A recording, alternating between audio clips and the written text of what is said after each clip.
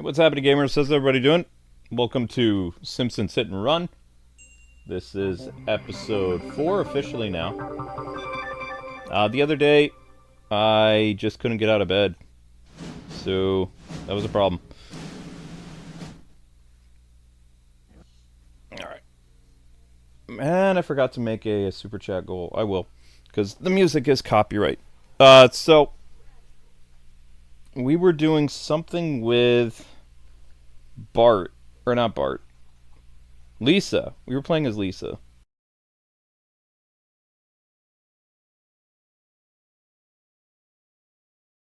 I did press start. Checking memory card.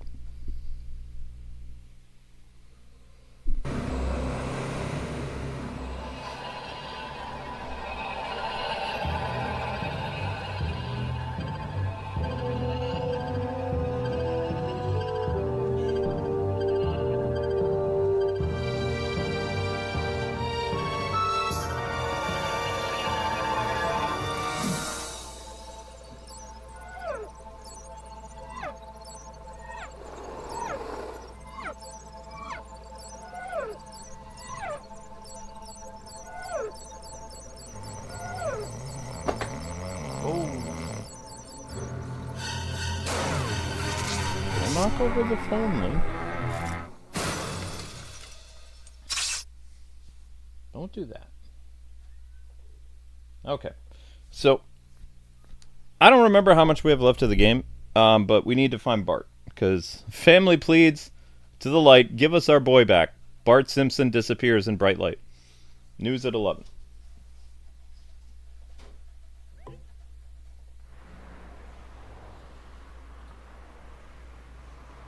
You guys are putting towards stuff towards the unlocking the music. That's awesome. Thank you. Can you guys believe we actually completed a brand new game in one day? That's pretty cool.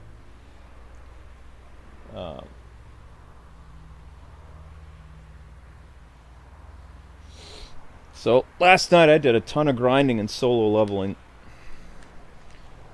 Got up to level 30. And now I have a shadow army. Alright, so what did Officer Quimby or whatever what does he want? Or not, what's his name again? I don't remember this dude's name. Excuse Wiggum. me, Chief Wiggum? Can you help? I've got to find my brother. Sorry, little girl. I'm busy collecting evidence on Jailbird. We're busting him on the 3 strikes law. How many strikes do you have so far? No strikes. But that's only because I'm a very, very bad cop. Now, first of all, if we're gonna go undercover, you will need a disguise. You mean like an eye patch? Hey, good one. If we could afford a disguise like that, I wouldn't be getting paid in potato chip coupons. So what disguise do you have? Well, here's one of Ralph's old Halloween costumes. Fine, wait here and I'll get changed. Oh, that's right. Lisa has to go undercover. Right. No, you don't get... What would be the point of... If I was getting a copyright strike, why in the world would I cover this game? No. It has to do with... Amber and I wouldn't receive any revenue for covering the game. So if it became like a 4-hour stream or a 5-hour stream, Amber and I wouldn't receive a dime of it. You know. Or we can play without the music, but if fans want to unlock the music, you know, and they give super chats and we receive like, I don't know, I think like 15, 20 bucks, something like that. That's a good start. That's more than enough. 'Cause that's pretty much what the stream would get anyway, you know. So there's that. Ow, my neck hurts. Alright, so we need to go find a place to change. But, I've had a lot of fun covering this GameCube game. Like, this was a costly game, though. I can't believe, you know. I'm kind of, like, kicking myself in the head because I have a lot of the really rare and great GameCube games that came out over the span of, like, 2001 through 2006. Like, I have some really great GameCube games in our collection. So, it was surprising to me that we didn't have Simpsons Hit and Run. But then... you know, I remembered, oh yeah, we totally rented the game. So, and, you know, my wife when we were engaged and stuff, she was asking, like, what kind of shows do you like watching? I was like, well, I mean, I like Everybody Loves Raymond, and I like Friends and stuff like that. And she's like, uh-huh. And, you know, I didn't say The Simpsons or anything because my wife is very, very religious.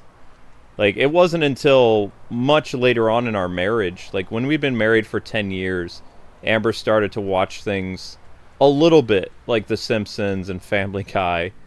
And she really got, like, 10 years ago, she became a super fan of Frasier. Because, I mean, she wasn't allowed to watch TV as a kid, or even when she lived in her parents' house. And then what happened was, when Amber got her first apartment, she couldn't afford cable. But her second place, I got her a GameCube and a DVD player, so she would watch DVDs and stuff. So, I got her things like Frasier, and the very first show I got Amber was Lois and Clark: The New Adventures of Superman. That was the very first DVD show I ever got Amber, and then the next show was Monk.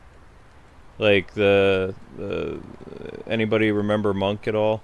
It's the jungle out there. Da da da da da da da da da. Da da da da da da da da da da. He's a private eye who has like he's a not retired. He's a former cop that became a private investigator, and he has like a problem with germs and things because, you know, when his wife died, he went crazy. His wife was murdered, and he had a mental collapse. So as part of his problems, he developed like almost like a panic disorder and became a germaphobe and all this other stuff. Like he can't deal with germs. He can't deal with a lot of stuff. Where am I gonna go change? I need to find a place to change. I guess I'll just commandeer a car and go for a ride until I find a place to change. Could go to the observatory, but I have no idea where the observatory is. Unless it's going to take me to the observatory. Observatory is on the other part of town. So, you know, Frasier, Monk. I don't know how Amber feels about Friends. I don't think she watches it very much. I need speed. She will watch it because there's far worse shows today. But I mean, she didn't like watch a lot of TV. This is the worst. So she always, most of my answers to her when we were engaged and, you know, things like that, I was like, well, I like watching Transformers and I like watching Batman the Animated Series. She was like, oh yeah, she says, I like that too. So, you know. But I didn't really have cable in my apartment either. I had a DVD player. And I never had Amber alone in my apartment either. Like that was, I mean, that was a long time ago. I don't know if people still do that kind of stuff, but we didn't stay the night over at each other's apartments. Like we went out to eat, we went to restaurants, we hung out at my parents' house and stuff, but we were never alone like for hours on end. It's too much temptation. My wife, very gorgeous girl. And when she was in her 20s, holy cow. When she was in her 20s, woof. Oh man, I was sweating bullets a lot. All the time. Yep. I was also like one of those cartoon characters like who used to hit themselves over the head with a guitar. Like, how in the world did I end up with somebody this gorgeous? Because it doesn't make any sense. Look at me and then look at Amber. It doesn't make sense. How? Okay, what's this? You just gotta help. A donut truck. A nerd car. A donut truck. Alright. Well, we got the donut truck. That's great and everything, but I need to find the observatory. It's not showing me where the observatory is. Oh dear. Wait, we hit the super chat goal? Okay. You have received... Okay, cool, yep. Monk, yeah, you know, Monk the Detective Show. Nobody remembers Monk? I mean, it was early 2000s. It was a great show. It really was. It was really fun. Whoops. Mono sound? No, gosh. Mono sound. Okay, so we need to find the observatory and we need to get Lisa's outfit. Whoa.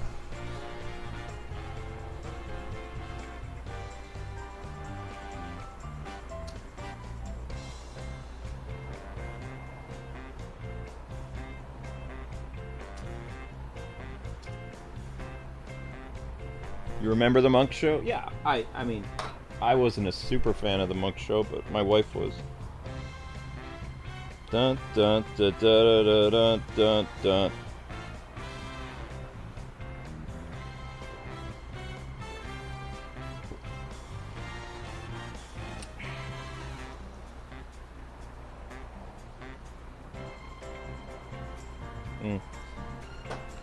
I've had that grape juice out a while. I'm sure it's fine.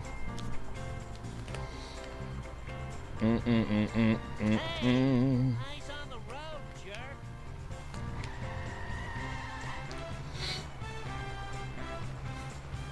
I was a weird kid. I mean, I drink a lot of grape juice now, but back in the day, I didn't feel comfortable drinking grape juice because grape juice was... I don't know how many of you are religious, but grape juice was usually done at communion. So I never felt comfortable having grape juice outside of church because it felt like it was kind of like a, you know, something that you only did like during communion.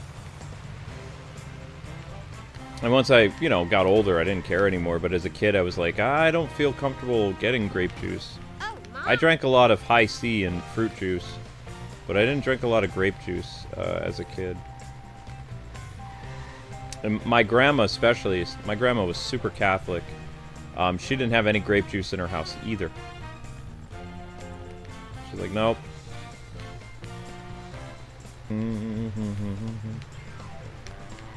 There we go. This is where we need to be. Park. Park.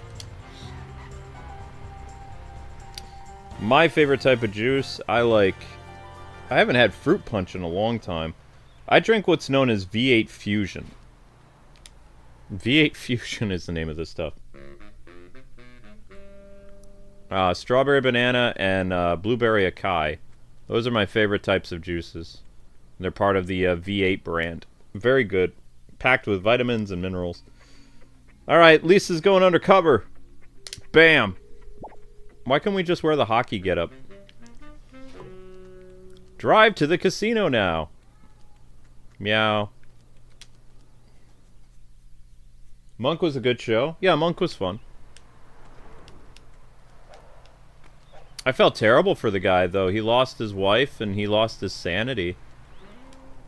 I think the reason why he lost his sanity is because he couldn't prove who the killer was. Something like that. Sweet. It wasn't just his wife died, it's that the case was never solved. So the dude went crazy. Donut van. Meow. Sad Zelda meow.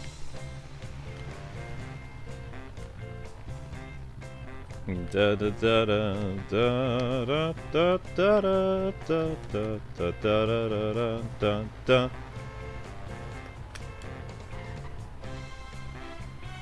We have to go here? No. We don't have to go here.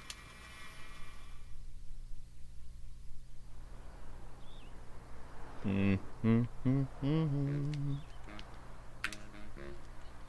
to hit Where the are we streets. going? Drive to Mr. Burns' casino. Where's his casino at? Guess we'll just follow the arrows. Follow your nose, like Toucan Sam. Watch where Oh. you're going. Move it.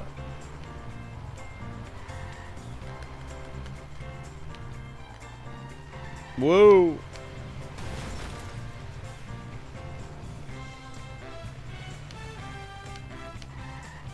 Excuse me. We'll just leave it there. Is this the casino? Oh, that's a theater. We're getting warm, though. We gotta get near the casino. There it is.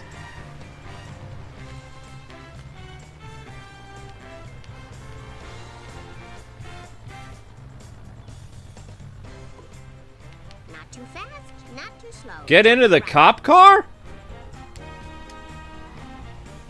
Really?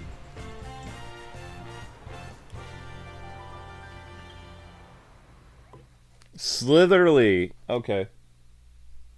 How do you spell that one? 153.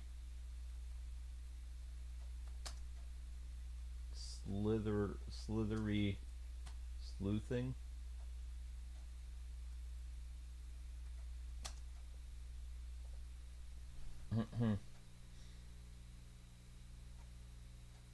Well, I don't like V8 juice that's just vegetables. The great thing about V8, what it did is it when they created the V8 Fusion brand, they made it so that people who can't stand the the taste of vegetables, because V8's been around since the 80s, but the V8 juice that they used to have commercials for in the 80s was like vegetables. Like, we're talking tomato and artichoke and celery juice, all this stuff. And they used to market it in the 80s. They were like, gotta have a V8 or whatever. And I had a V8 in the 90s. I spit that out. I was like, puh, this is gross. Because I was like, I want to be cool. This girl at my school, she was a health food nut. And in junior high, I wanted, obviously, she's a cute girl. Wanted to find school romance or whatever. So I was like, I'm gonna impress this girl. I'm gonna have a V8. Guess what happened?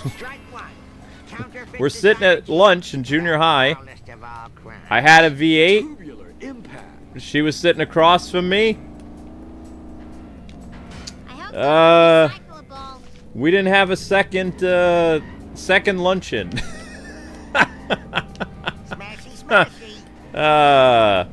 I did what's known as a spit take. I took a big gulp of V8 because I was like, oh, it's just juice. She's sitting across from me. She's like, so what do you think about so-and-so math problem, Luke? I'm like, yeah, one sec. I'm just, man, I drink this stuff all the time. Looks like I'm not in the And so I took a big gulp of it. Oh yeah, and she was wearing a white blouse with like a blue mini skirt or whatever in 7th grade. She had red hair, and then her shirt matched her hair. It was the grossest thing, the grossest juice I've ever drank. Everybody in the class was laughing too because, I mean, I didn't do it on purpose. It was so gross I couldn't swallow it. So it was like, and she was sitting across from me, and she got a shower. Simpson at your service. You want to know what's really bad? I can't remember the poor girl's name. It's so long ago that I can't remember her name at all. I can only remember what happened. I can't remember her name. It wasn't Cindy Sollenberger because Cindy was a brunette. I don't remember what the redhead's name was. Score 1 for Wigger. Strike 2. Running over an elderly person without a license. You're just lucky I can't remember I'm faces. just lucky I can't remember faces.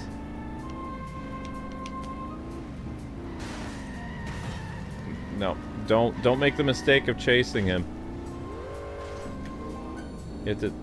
What? Another Fail. I have to collect the item. You will fail the mission if you leave something behind. Maybe she's watching me? Nah. No. We had chemistry together.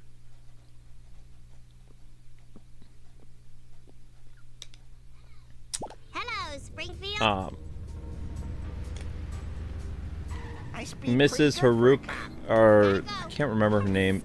We had a Japanese homeroom teacher. I can't remember how to say her name.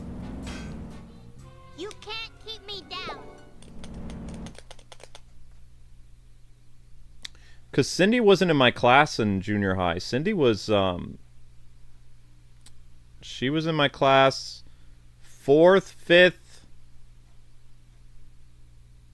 and she was in my gym class in 6th grade. So I didn't see Cindy a lot. It's Wiggum time. But the redhead girl, I can't remember her name. And I even, you know, when Amber and I got serious or whatever, I threw out my black book anyway. Like, you know, basically, if you don't know what a black book is, it's a small little address book that usually guys keep, numbers and addresses of girls they dated or whatever, phone numbers. So when Amber and I were dating for like 6 months, I threw out my black book, which I had no idea if we were going to get engaged. I hope we did. But I tossed out my black book. Extreme. Extreme. Kid power! Did you just say kid power? Out of my way, officer, doing his thing. That's strike 2. Running over an elderly person without a license. Boy, I hope no one saw that. Nobody saw that. It's fine. Item dropped. Where? Where?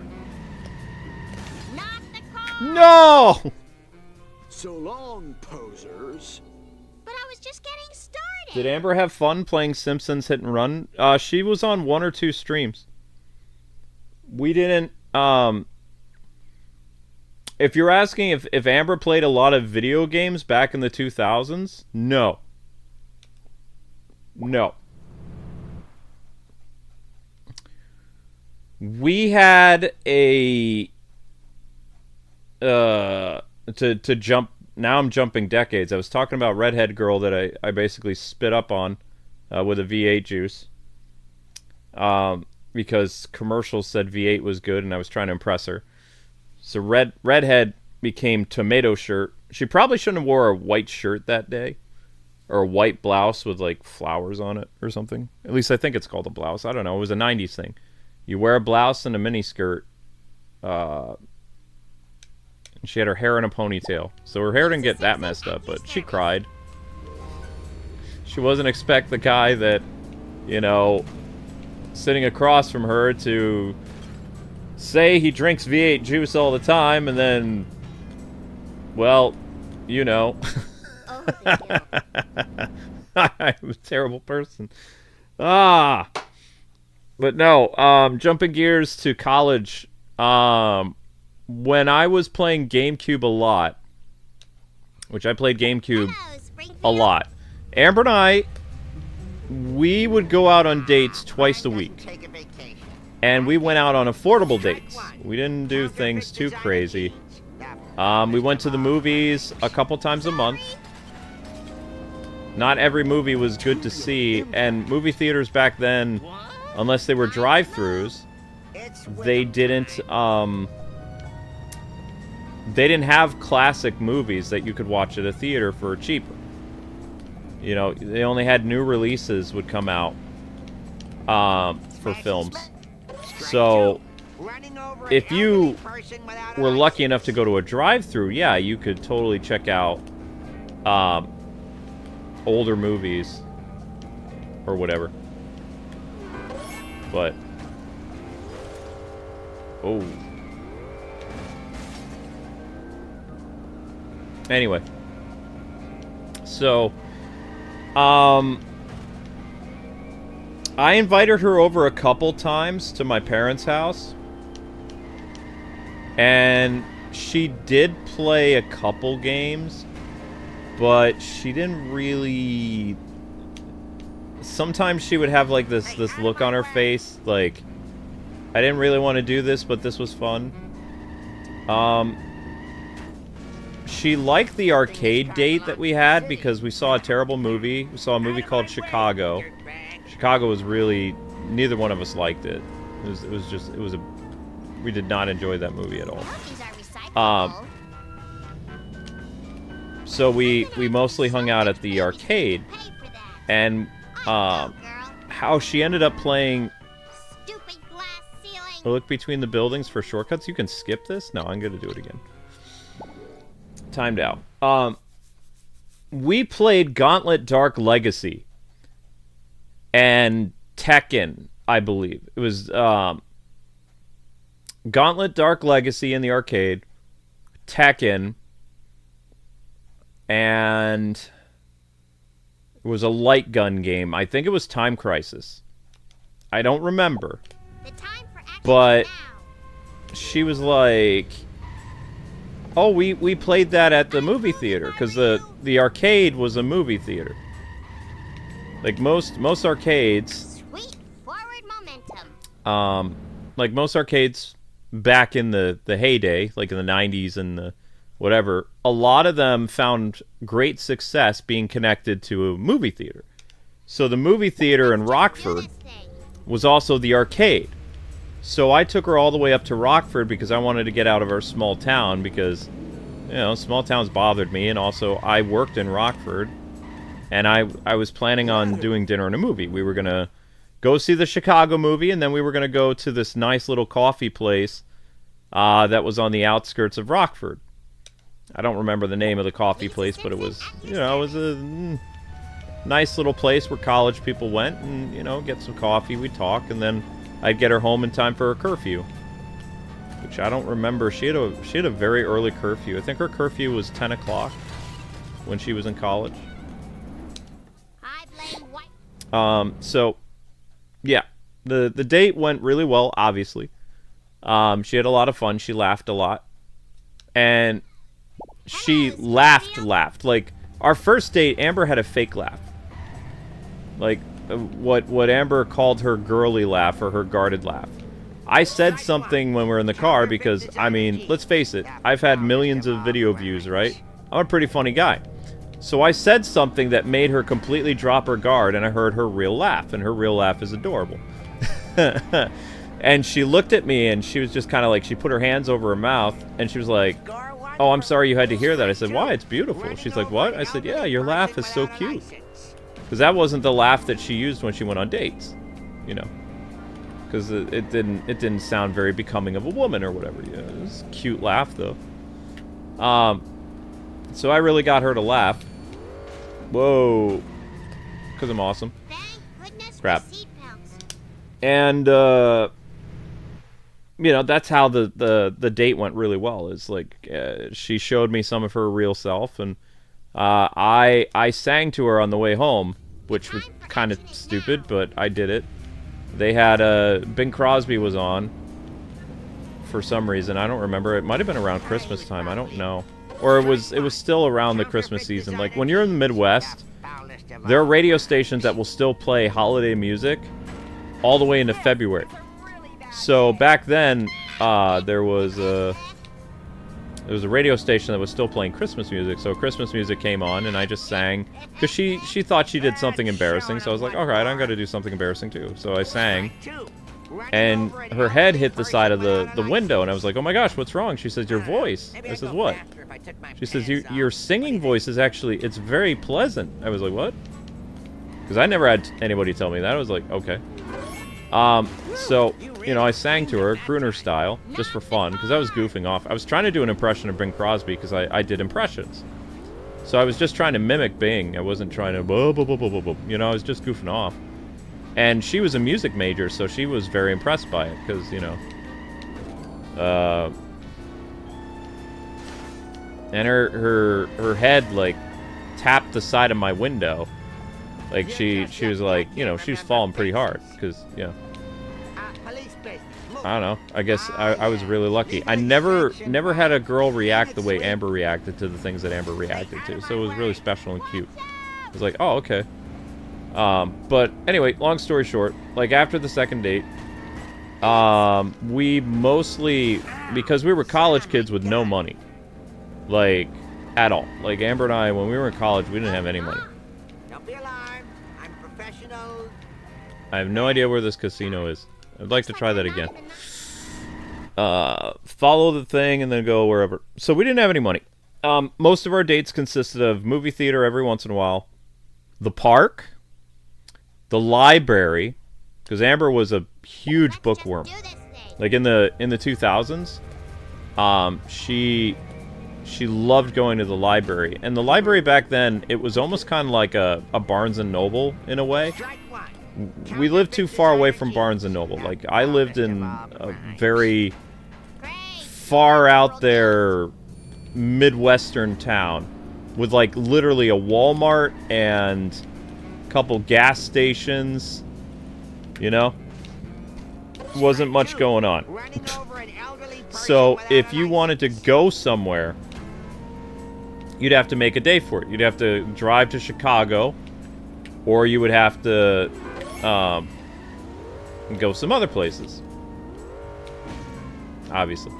So our dates mostly consisted of local stuff, and there were a couple state parks, which you know, I didn't really like that all that much. But we held hands and we walked around in like forest preserves or whatever. We went to coffee houses, which was very cheap.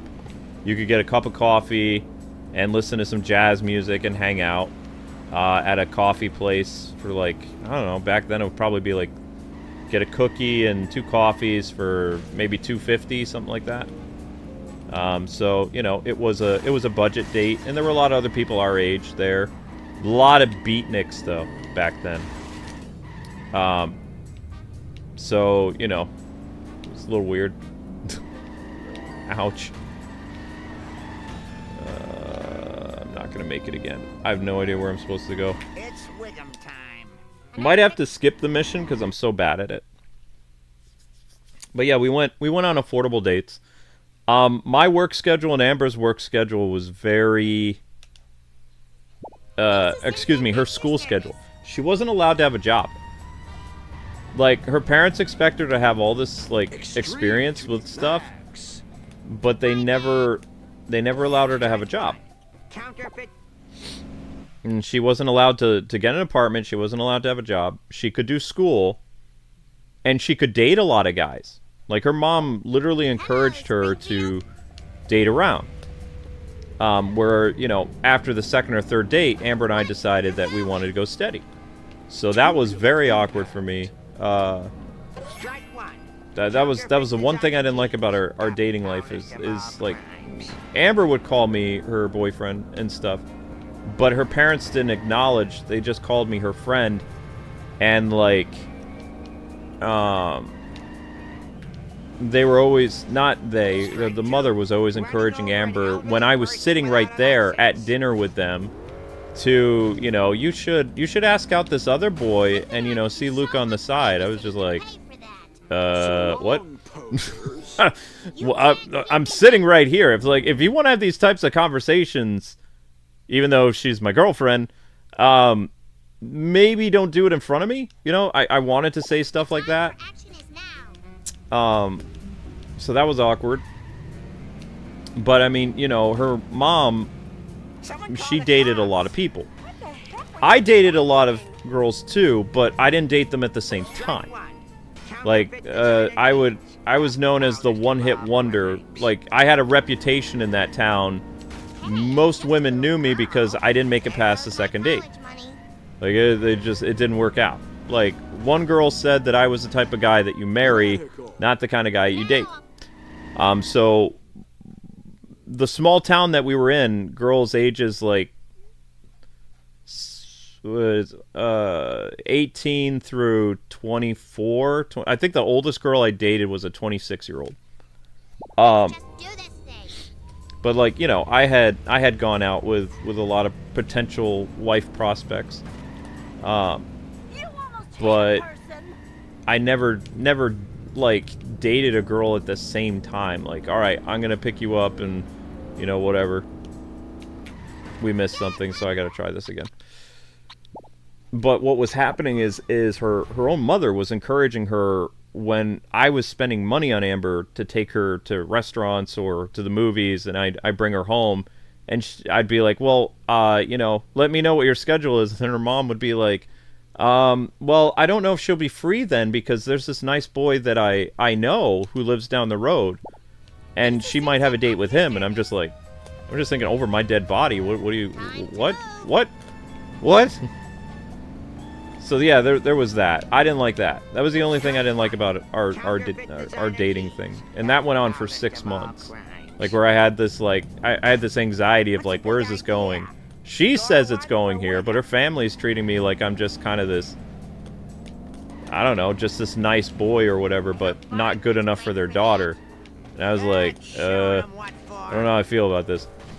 Strike two. Running over an elderly But, person without a license. you know, of course it ended up working out, mostly. I got the girl in the end, Out of my way, but, dirtbag. yeah. Whoa.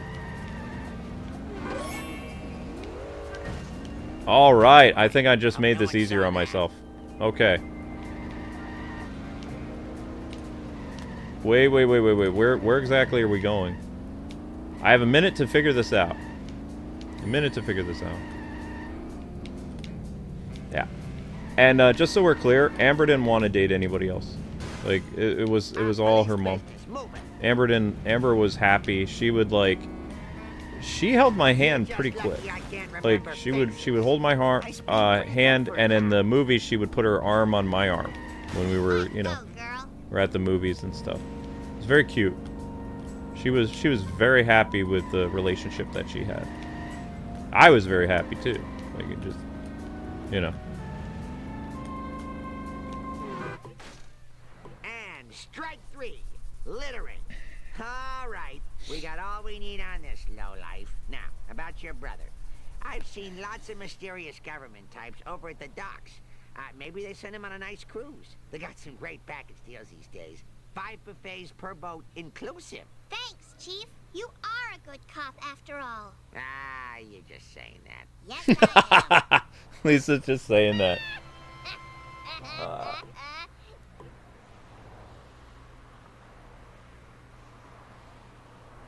Did Kwing see? I'm way past the V8 story now, though. V8 story was a long time ago. I was just reminiscing. But yeah, some people are, when I talk about the old days, they're like, well, you know, was Amber actually dating other people? Not, how do I put this? She didn't want to. She had pressure from her family to see other guys. She did not like it. There were times where I picked Amber up and she was crying, like, because the guy she went out with was a total jerk. So I would comfort her, like, in front of her house, and then her mom would see me, like, sitting out there, and she would rap on the window, like, telling me to go. But she would call me all the time. Eventually her mom just gave up because her mom couldn't break us up, because we didn't do anything wrong. But there was one instance where I did think we were going to break up, because I thought Amber was going to be real ticked at me. She went out with this guy who tried to go get physical with her, like, on the first date. And I found out about it, and this guy was talking about Amber's body in a very inappropriate way, and I happened to be at the school, and I knocked his teeth out. I didn't appreciate it. He was this preppy kid. The funny thing is, he went on to be a doctor. But I was like 20, 19 years old, I don't remember. But he was saying all kinds of very, like, not cool things. Safe and sound. And she was my girlfriend. So, you know, I basically told him to shut it, or I'll shut it for him. And he was like, what are you going to do about it? And before I could blink, I knocked his tooth out. I was pretty mad, too. And I said if he ever came near her again, I'd do far worse. And, you know, Amber, like, when she found out about it, I thought she was going to be super mad, but she gave me a big hug, and, you know, she said that dude was a creep, and, you know. But I think it was that day that I sat down with her dad, and I was like, this whole Amber needs to see other people when she was me, it stops now. Because I'm walking away, or, you know, we're gonna, you know, we're serious. Like, I don't appreciate, you know, you doing this. She doesn't like it. I don't like it. You know, don't interfere with our relationship. Chief Wiggum said there was some strange stuff going on around here. Have you noticed anything weird? You know, black sedans, guys with dark glasses. Yar, maybe I've seen something, and maybe I haven't. Render me a favor, and it might jar me memory. What favor? I've got a shipment here of live mackerel. Can ye navigate the fishies to the finest restaurants in the Squidport? Those poor fish. I mean, sure, I'll help.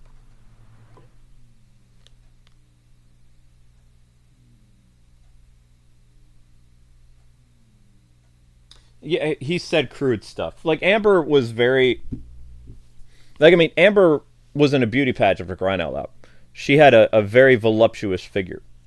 And she hid it because, you know, she was poor. So she had, like, not form-fitting clothes. So this guy was talking about, like, how far he was going to go with my girlfriend and stuff like that. And I just, you know, yeah, no, that ain't happening. And I warned the guy. It's not like I just walked. Like, people in the town say the story that I, like, just walked up to him and I knocked him out. It's not what happened. I warned him, and I was on my way out, and he said something about Amber's chest, and then I knocked him out. So, because, I mean, she was my girlfriend. If it was just some girl, you know, she was literally my girlfriend. We'd been dating for 6 months. It was, you know, 6 months.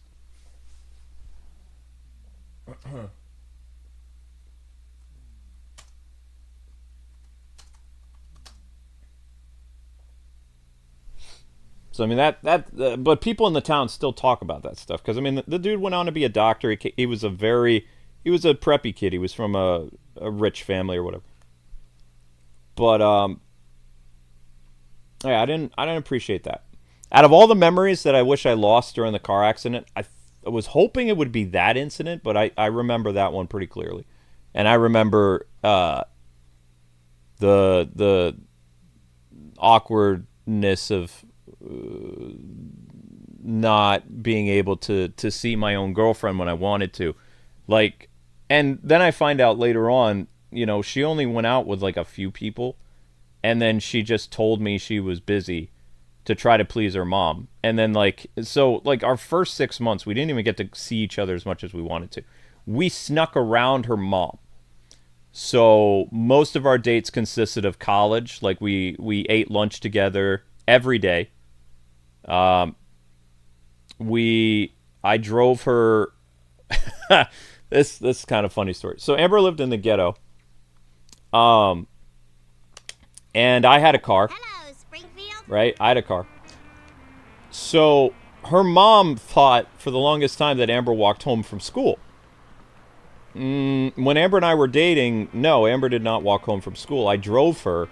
And what I did is her family lived next to a Pentecostal church. So I would park.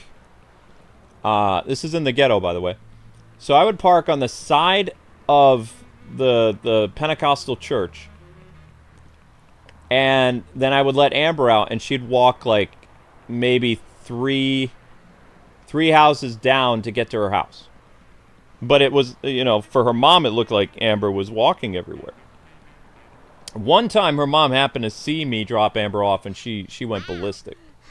I need to work on Because my I wasn't, cardio. you know, I was scheduled by her to see Amber like 3 weeks from now or something like that. So she hit the roof, and then, you know, that was right around, it was like about 6 months we had been dating. So most of our dating we had to do in secret because her parents didn't approve. Why didn't her parents approve? They thought I was stupid. They didn't like the fact that they They didn't like my accent. I had a thick New York accent in Illinois back then. Her mom thought I was a thug. And she didn't like that I had ADD. Like, she felt because I had some cognitive things that I was stupid. And her daughter was... Amber was an honor student. And she didn't want... how do I put this? She didn't want us to end up together because if we had kids, our kids would be retards, is what she told me. So she didn't want Amber to get involved with me because I look nice on the surface, but I'm messed up. Like, I'm stupid. So, yeah, Sure use a pony right that happened. now. So I you know, I could have walked away, but I was head over heels for Amber after the second date, and she was smitten with me after like the third date. So we were, you know, we were college sweethearts. But that did hurt, and every time, like, I think what hurt the most is it wasn't like, you know how when somebody gets mad at you, they yell at you and they say it's because of this. I don't want my grandkids to be stupid.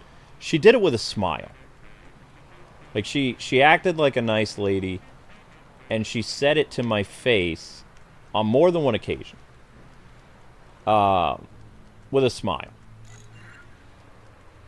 So, Enough to drink coffee yet? yeah.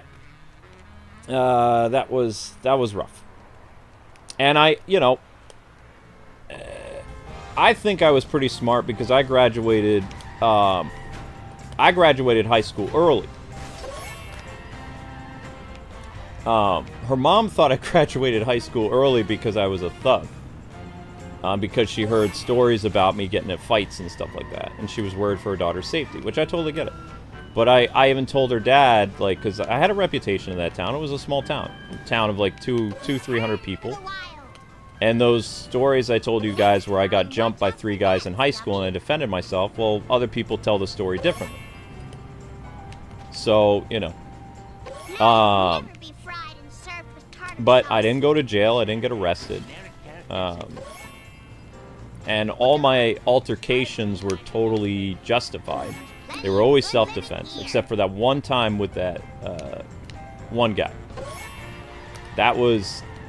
it was justified, but it wasn't... he didn't take a swing at me. I hit him.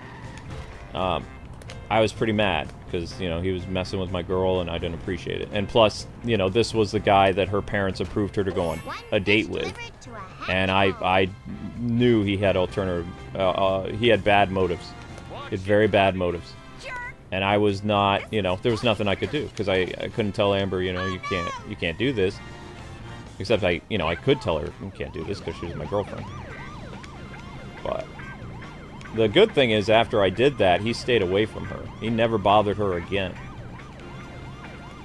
And then Amber and we were able to stick up for our relationship, for the most part. But it was still awkward. It was still very awkward.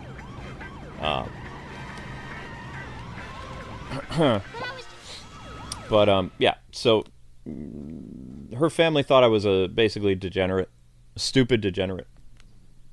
A lot of it, too, was stereotyping from New York. I wore a black leather jacket. I had steel-toe boots. I had a thick accent because I always went to New York for the summers. Because I loved my grandparents and I liked going home. I didn't like Illinois. So, you know, I wasn't around a lot, so it was very easy for small-town America to make up stories about me when I wasn't even there. Half of the stuff that I heard about me from this town of like 200 plus people or whatever, in, you know, backwater Illinois, is some bizarre things, and most of these things that they talked about me in high school and stuff, I wasn't even there. Like I wasn't there in the summer at all. So I'd sit there and I'd be very amused listening to these stories of people, like, you know, being afraid of me and stuff. And I was just like, so when this incident happen? And they're like, well, of course you did it here. It's like, okay. I said, not to rain on your parade or anything. It's a cool story and everything, but starting in June, I'm in New York, so I'm helping my grandpa with his hot dog cart. You know, I'm hanging out with my Portuguese relatives. I don't have time to go and be a delinquent. I said, you know, and those other times, what did you say? Like August? Well, August, I'm a camp counselor at a Bible camp, so I don't think my my boss is going to be too keen on me, like, shaking down somebody for lunch money, you know? So a lot of it felt like the whole town didn't like me. They liked my dad, but they didn't like me. You know? But that's why I hate that town. Like, it's not just the car accident that happened there. There's a lot of really bad memories about that town. Where we went down to bury my mother-in-law, right? So just being in that town just makes my skin crawl. I hate it. I hate that town so much. Like, there's no way we are ever moving anywhere near that. Like, it ain't happening. I can't stand the people there. They're not good people there. I don't like.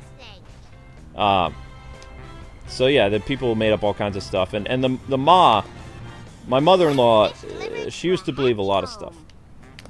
And my mom would always be like, my son's not like that, you know, blah blah blah. And the other times, like, I lied to my parents, and I lied to the police. I said, you know, the dude took a shot at me and I hit him. Whereas, you know, the preppy kid, he didn't get a hit off. I should have waited, probably, because then I could have blocked his punch and knocked him out. But I was so angry because he was basically talking about hurting Amber in a way that's,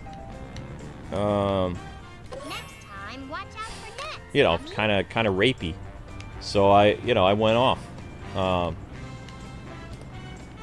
And I don't regret it. I'd do it again.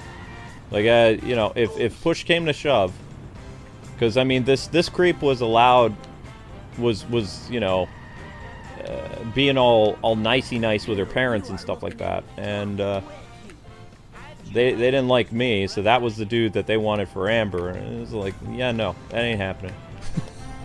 Nope. Because he looked like one of those people that you could easily intimidate and scare, so I went full New York on the guy. I'm not gonna lie. You guys have seen me get angry. Imagine that times 11. That's pretty much what happened. Like, I did not hold back. I had nothing to hold back. I feared for her safety and all kinds of stuff. So I was like, no. Because Amber and I hadn't even kissed yet. Like, we were very conservative. Like, when it came to PDA stuff. We held hands and we hugged every once in a while. But it wasn't until we were together like a year and a half that I think we had our first kiss. And it was on my birthday somewhere. I don't remember. The details are sketchy. But the first time we kissed was definitely a year or something after we started dating. It was you know, we took our time. Amber was very slow paced, which is fine. You know, she goes at her own pace. I'm not gonna pressure her, right? But this other guy, definitely, he would have tried stuff as early as, like, you know, dating after a couple weeks. Like, he was a creep. So I laid him out. And I threatened him. And he never bothered us again. So, but I really wish that I had the type of thing that you saw on TV. I was a big sitcom person, and I really wanted to have that type of relationship where the family is cool with you and they like you, and I tried my best to get her family to like me, but they never really did. Which, you know, sometimes, I mean, memories are painful sometimes, you know, but I still feel like I won in the end because I got Amber. Like, it doesn't matter what happened because I got the girl that I wanted. There was stuff that happened, sure, but I feel like it was, you know, kind of an even trade-off. You get to be with a woman you love, but the family hates you. It's pretty much what it was. So when I made a lot of jokes and stuff about Amber's family in the past, it wasn't I was just doing your typical mother-in-law jokes. Like, it was real. She didn't like me. I didn't like her. I made amends with her after 11 years. And there were instances where, like, my family never came up to Amber and said, hey, Luke's allowed to come to Christmas, but you aren't. I had instances, even when we were married, it's like, okay, we're married now. I'm going to make amends. I'm going to make things better. Yeah, no. You're allowed to come down and see us, hon, but he's not. Like, he can't see us. You leave Luke, and then you can come down for Christmas and stuff like that. There was a lot of that for many, many years. And then what I did is, when my YouTube channel was doing really well, I flew them down to Pennsylvania. It wasn't until Pennsylvania. They never came to Boston. I tried to get them to Boston. I even said, hey, Dad, you know, I can get you and Mom down, tickets and everything on the plane, and you can stay in this nice place in Cape Cod. You know, my YouTube channel, it does very well. And, you know, he was like, well, you know, whatever excuse. I'm just like, okay. So I just kept going. I eventually wore them down, and I got them to Pennsylvania, and I tried to be the good son-in-law, but, you know, things don't always go the way that you want them to. It's the easiest way of saying it. And I never really got to make amends with my mother-in-law because she died. But, you know, Amber got to make amends with her mom, and that's the most important thing, because she wasn't my mom. I'm just married to the daughter. But I don't, you know, I don't talk about it much because it's not a fun story. But that's we had a lot of dating interference. But anyway, the video game stuff, like, the only reason Amber didn't really do the whole video game stuff is because, again, there was a lot of pressure and expectations. Like, Amber was super, super smart. So as a super smart girl, she wasn't allowed to have fun. If you're super smart, you're not allowed to have fun. So she never really got to experience video games the way that other people would, because she had to keep up her grade point average. And I mean, she had a 4.0 through high school and college. Like, that's, you know, Amber's super smart. It always made me upset when people would say things about my wife online, that she was a dumb blonde, when, I mean, my wife is probably way smarter than them. She was a medical assistant. She was a dental assistant. She was a secretary to a law firm in Boston. You know how hard that stuff is? You know? Then she was like, I'm going to change careers. And she got into graphic design because she had a little bit of art talent. And she became one of the most talented students in that Boston art school. And she didn't dedicate her whole life to art either.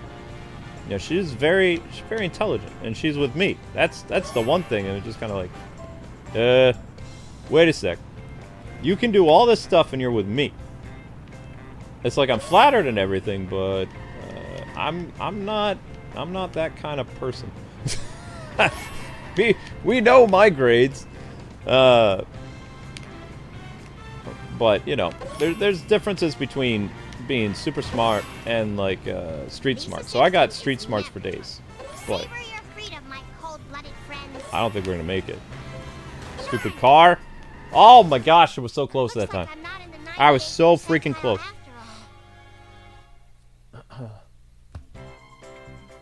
Yeah, I mean, that was hard because, I mean, people on the internet are butts, right? People on the internet are really, really nasty. Her real personality was that cute, bubbly voice. She had a very shy, mousy voice. It was cute. It was like, you know, femme fatale, 40s, 50s starlet. Like, that's just what her voice was. And years later, when people were being mean to her and calling her ditzy and stuff, she started to lower the octave of her voice. And now her voice is so low compared to what it was when we first got married and we were dating and when we first started YouTube. It's not like a natural progression. She purposely tried to make herself sound a little bit older, where it was funny when we were recording videos. She would sit up straight, and then she would like, you could see her vocal cords working in her throat, like she was purposely trying to make her voice sound older, because you know the whole kappa things and other things like that. So she started working on that. I don't know, probably like 2018, 2019. But even like off camera, my wife doesn't quite sound like the Amber who started the YouTube channel. She's messed with her voice so much that she can't get back her, you know, soprano sounding speaking voice. It's more of like an alto sound now. Her voice is still pretty, don't get me wrong. But that's why I think Amber would be a great voice actor. But her natural speaking voice is not, it's not there anymore. Which is a bummer, but, you know, if the internet hadn't been the way it was, like, Amber would still sound, like, really cool. I always loved her cute little mousy voice. Oh, crap. I blew up the car. Dope! Can we get a better car? This car sucks. I don't like this car. This car's too slow. But anyway, we were in the video game side of things. So yeah, she wasn't allowed to do video games because it was beneath her or something like that. Or her family thought it was beneath her. She couldn't have fun. She couldn't do this. She couldn't do that. Couldn't do a job. Just do school. Do school. Do school. Do school. Marry someone rich. That's or do school, marry anyone but Luke. Ouch. I heard that too once. I picked Amber up for a date, and her mom and Amber were having this huge fight. And Amber and I were going. We were going to. It was her first job, like that I think of. I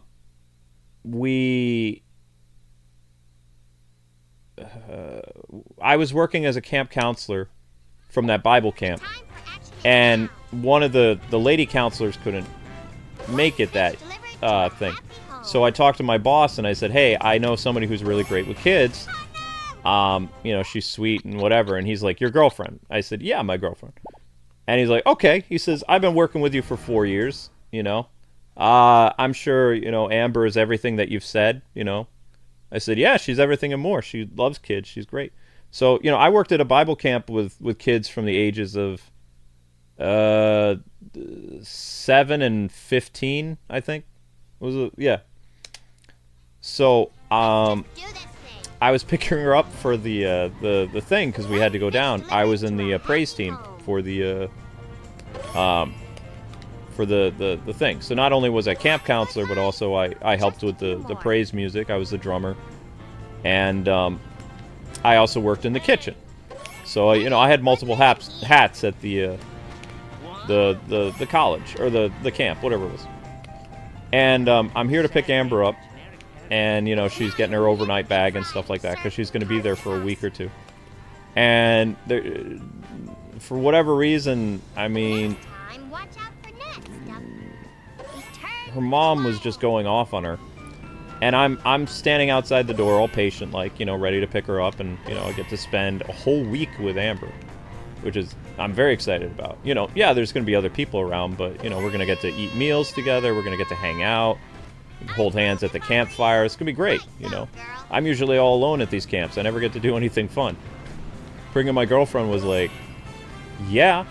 And my boss approved of it, and he wanted to meet Amber and stuff like that. So it was all good.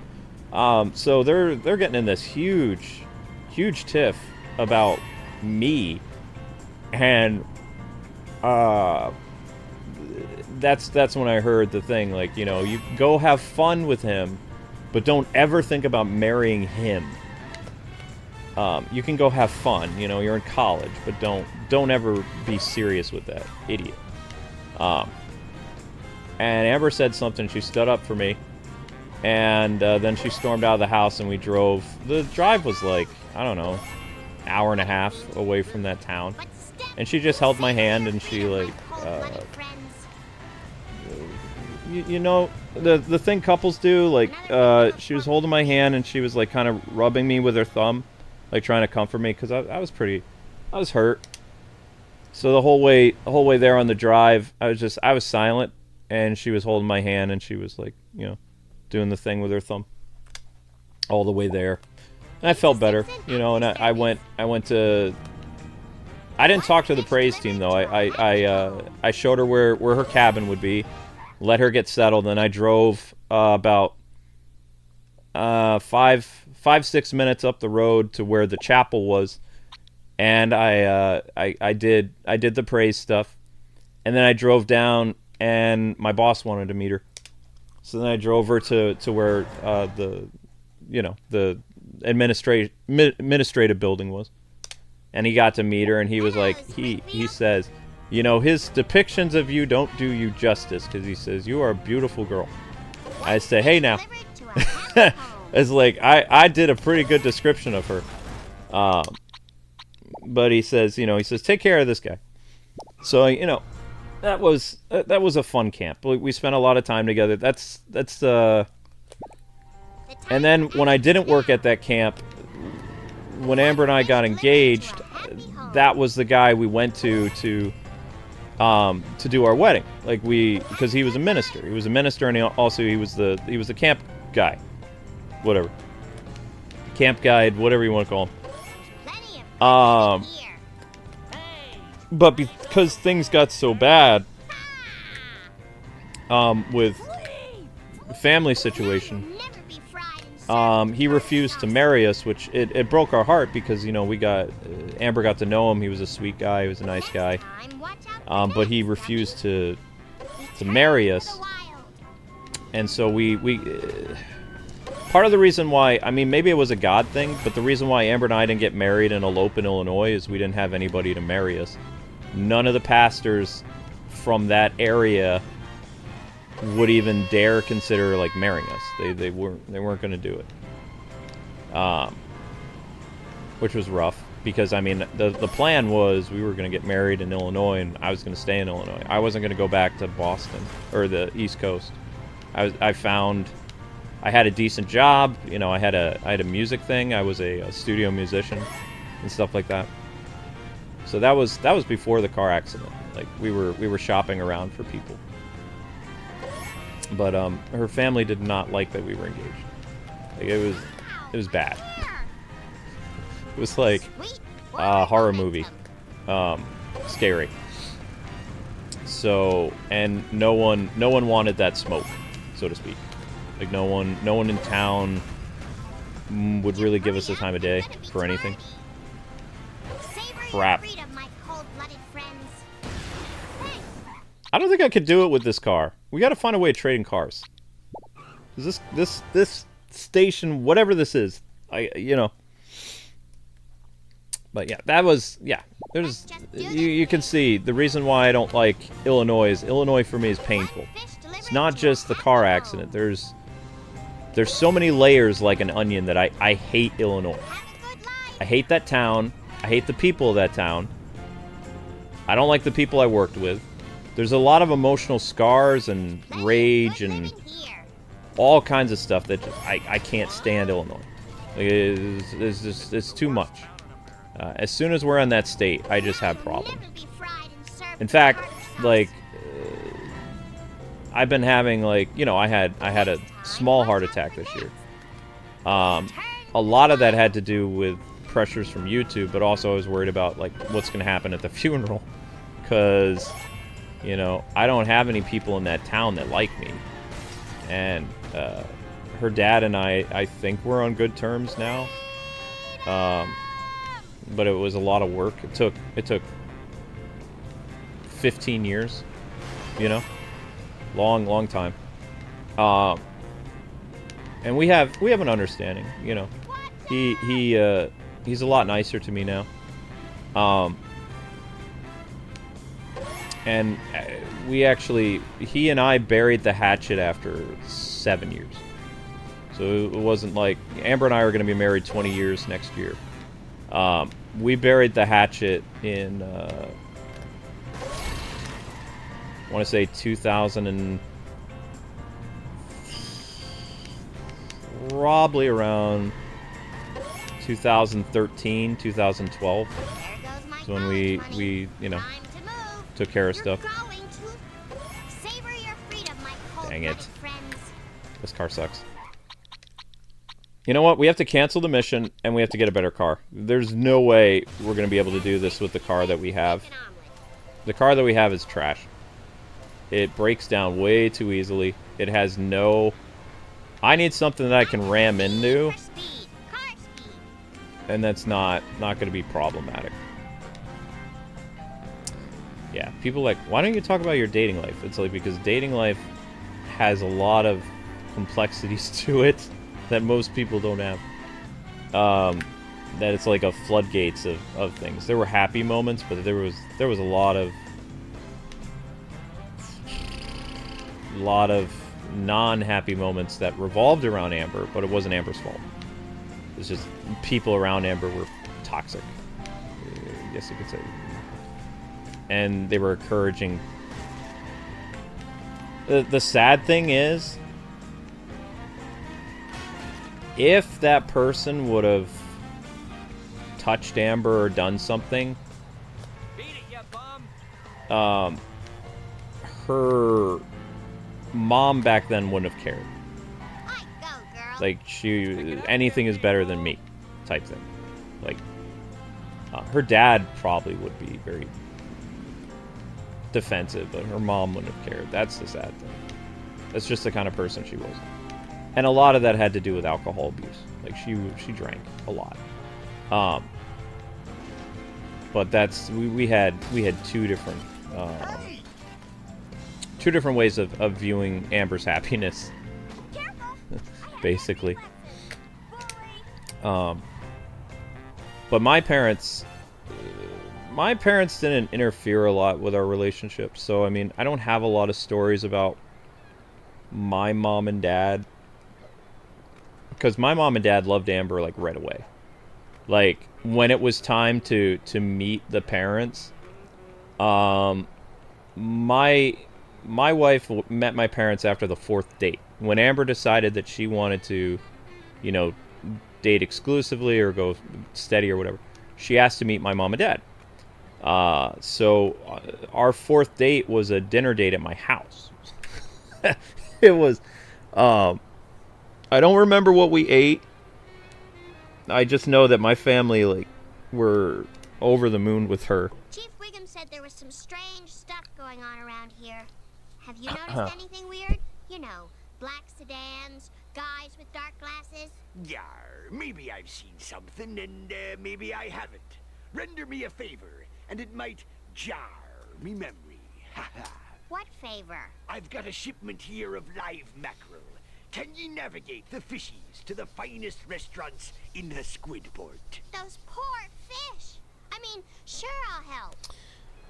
Dating life can get complicated if the other family hates you and they do everything to try to, you know, get in the middle of your relationship.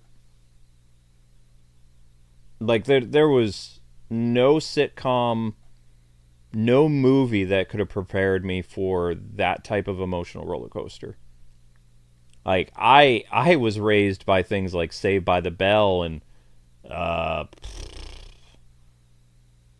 Family Matters and Step by Step, and, you know, shows where you ask a girl out you really like and you date, and then if things don't work out, you break up.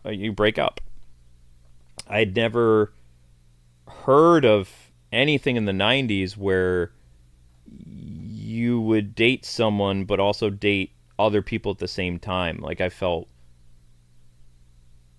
really hurt, and also I felt I didn't know what to feel. I had a lot of emotions. And then, you know, because she never told me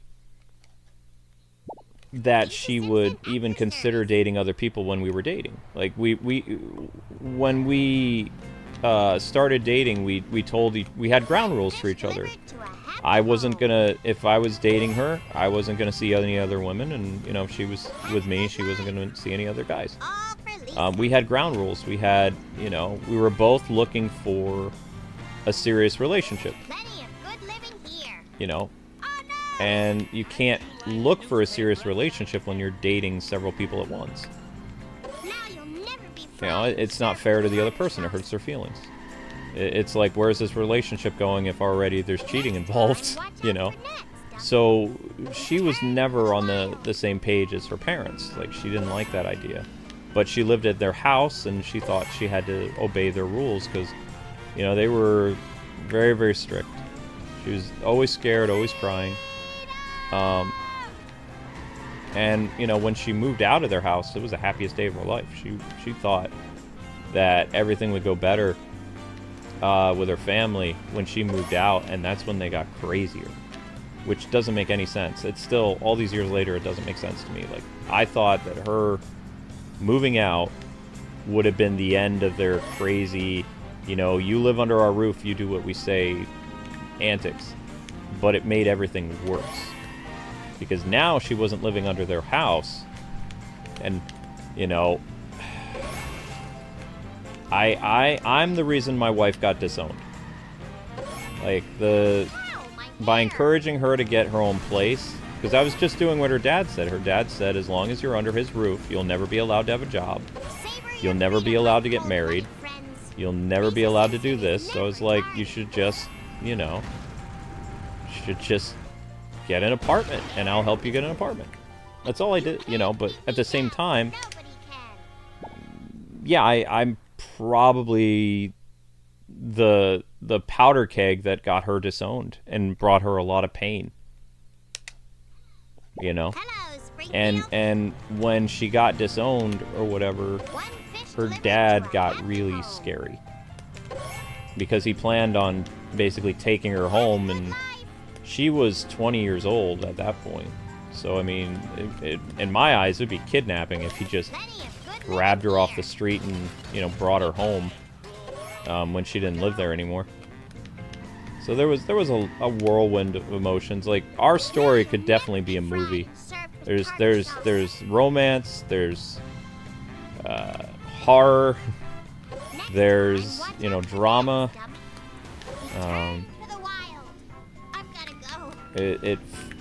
But I wanted a sitcom romance.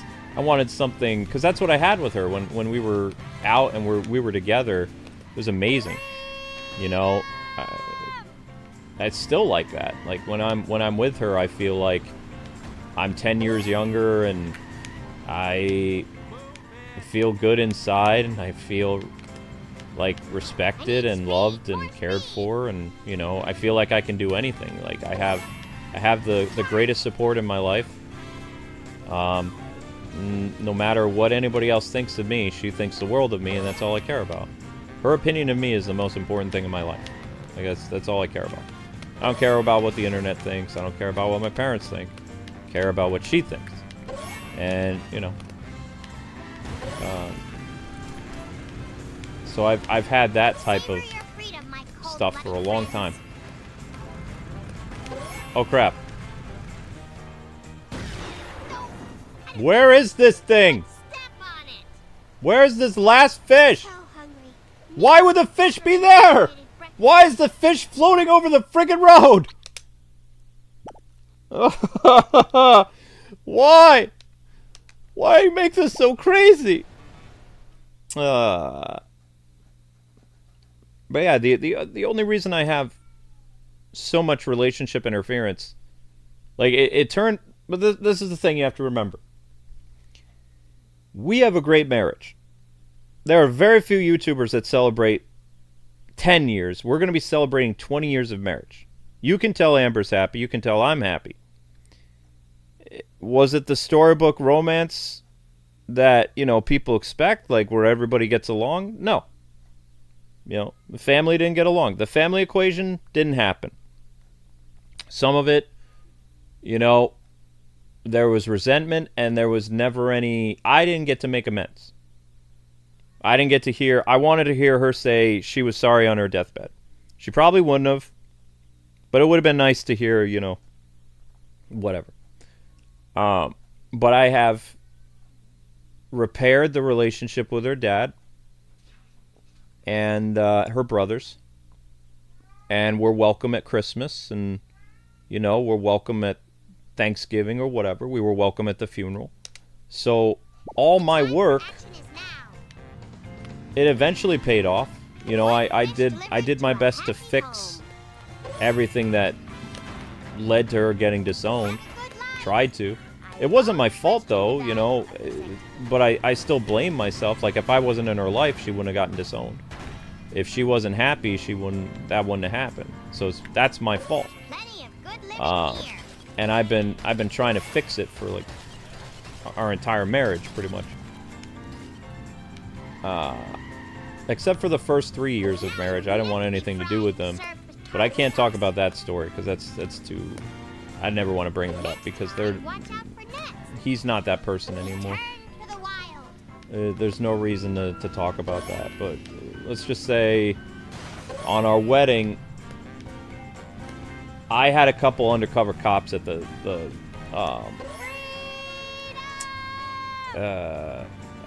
had armed I had armed groomsmen at our wedding, and my grandpa was armed, and my cousin, who was NYPD, was armed. So there were 4 undercover cops at my wedding, and they were carrying. And we went through the wedding, and everything was fine. But yeah, that was scary. The scariest part of my own wedding was not the blushing bride; it was worrying about the family, and like constantly looking over my shoulder. That was yeah. Getting married was the easy part. Well, that's that. Now maybe that stupid Ahab will tell me what he knows. Thank goodness for seatbelts. And I think, yeah, I had a panic disorder then. So like, the day before the wedding, I was having problems, and I called up my cousin who wasn't gonna come. And I called up my, I had a late entry groomsman. One of my police officer friends from Boston. The only time we didn't really hang out much after that because he got transferred. But he was a good guy. He was a very, very thick Bostonian accent, you know. He showed up to my wedding. He was wearing his Sox hat. So he had his Red Sox hat. And he almost wore it in the wedding procession. I took off his hat. I was like, "You can't wear this, man." He's like, "Well, it's a good luck hat." He says, "You know." And I was like, I don't care about that. I said, "You packing?" He says, "Yeah, I'm packing." I said, "Okay." He says, "Don't worry about it, man." He says, "It's just, it ain't gonna happen." He says, "You guys, you're safe here." He says, "You got your grandpa here, I'm here, you know, your cousin's here, everything's gonna be fine. Everything, you know," he says, "just trust God, everything's gonna be okay." But he says, "If the big man doesn't take care of it," he says, "we got your back, okay?" He says, "You and Amber will be safe." But yeah, I took his Red Sox hat, and I put it in my dad's office. Because my dad was a minister. Because we got married at my church, but my dad didn't do the wedding ceremony. He didn't do the wedding because he wanted there to be a way of, you know, being like, years later he thought, you know, it'll be a lot easier for the families to mend if I'm not the one doing the wedding ceremony, which I really wanted my dad to do the wedding ceremony. But he didn't. I had to find some pastor, and the guy was nice and everything, but it wasn't what I wanted. You know, I wanted my dad to do it because my dad, I really liked him, and he's a good minister and stuff like that. So that, you know, that didn't happen. But since it was at the church, I took his hat. I opened up my dad's office, and I threw the hat in there. And I told him, it was like dealing with a little kid, because He's very... Pete was, he's a bit of an impatient guy. Kind of a clown, you know. He's a very funny guy, but he didn't have very good patience. It almost felt like sometimes when dealing with Pete that he was, it's kind of like a little kid in a man's body. Really sweet, nice guy. But, yeah. So I took his hat, because I didn't want him wearing it. He told me he was going to wear it. He says, I'll come one condition. He says, you let me bring my good luck charm. I was like, whatever. I was thinking he had a rabbit's foot or something. Because he had a rabbit's foot in his patrol car. And it was his really worn Red Sox hat. And I mean worn, I mean the thing was like wicked faded. That was his good luck hat or whatever. It was really important to him. As soon as the wedding was over, like, he was like, you know, he's patiently like pacing in front of my dad's office door. And he's like, can I have my hat back? I was like, dude, we have the reception. He's like, it's not the wedding. He says, technically, he says, you and Amber are going to get changed anyway. She's not going to wear the bridal thing anymore. She's got her old, you know, the second outfit. I was like, what do you mean second outfit? He says, you know, the thing the bride wears afterwards. The I'm leaving thing. I was like, okay, whatever. So when I saw Amber again after we finished the wedding photos. Amber was wearing this beautiful blue, it looked like, I don't know, it was kind of like a suit jacket with a like skirt. Not a pantsuit, but it was a skirt. It was a blue, like, matched her eye color, and just she looked very pretty. I don't have any pictures of her in the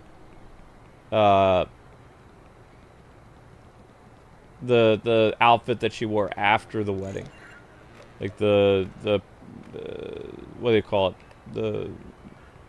the thing. I don't have we don't have any photos with her at the reception of her wearing the non-wedding dress. Like,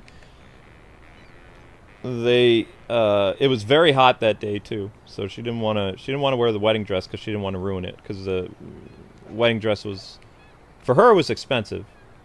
So she wanted to take good care of it, and, you know, memories and stuff like that. So she, for the rest of the reception, she wore like a dress suit, I guess would be the term. I don't know, but I don't have any photos of it, because people took photos of her in her wedding dress. She stayed in her wedding dress at the reception for about 25 minutes, and then when after we cut the cake, she left and she got changed, and then she came back. And then after that, we stayed for like probably another hour, and then we left. And before we left, I gave Pete back his hat. And you guys might be like, you should have let him wear the hat. It's like, no, everybody, all the groomsmen had to look nice, and his hat would not look good in any photos. Thing had stains all over it, and, you know. Thanks for delivering me catch of the day. Now, I can tell ye, I saw your brother. Really? That's great. Aye, he was in a long black limo, and ahoy, there's he drove. How do I manage to get up every day when life beats me to a pulp and I have all these horrible memories and my channel is shadow banned and stuff? God. I couldn't do it on my own. I can do all things through Christ who strengthens me. That's it. My faith and my belief in God, and that there's a purpose in everything, is how I'm able to stand up, well, with neuropathy, prop myself up as best I can. But yeah, you're right. There was a lot of stuff that happened in my young life, but yeah, all I could think about as soon as I got married is I was married. I was married to the prettiest girl in the world, and she was my girl, and no one was going to take her away. That was great. And it was worth it. Like, we waited too, so we didn't experiment or anything. So the wedding night was like, it was very special because we waited. Like I said, we only kissed every once in a while. So the wedding night was special. Afterwards, I took her out to a nice dinner. The top of the hotel. And we watched the stars and stuff like that. And then we went to, because I was such a kid, we went to Six Flags is the other thing we did. And then we went to a museum, and then we went to Six Flags again. And then we went one other place. We were supposed to go to aquarium, but the aquarium was closed. Let's just do this thing. We didn't get to go to the aquarium.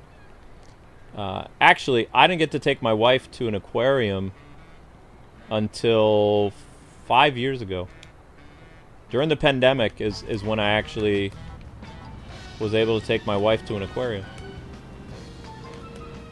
I had meant to take her to an aquarium because Amber loves zoos. She loves the zoos so much. One of these days, I'm going to take her to the Bronx Zoo in New York. Because I have so many good memories about the Bronx Zoo as a kid. I'd love for her to see the Bronx Zoo. Because I went to the Bronx Zoo several times as a kid.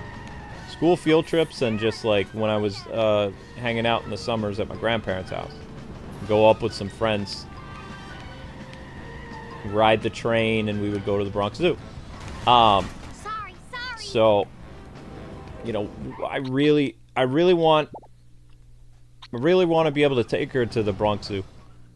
And I don't know if Coney Island is still a thing or not.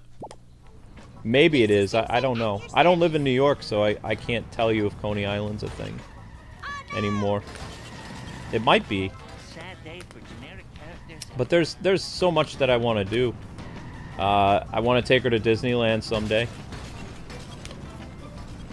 Maybe for our 25th wedding anniversary or something, I'll take her to Disneyland.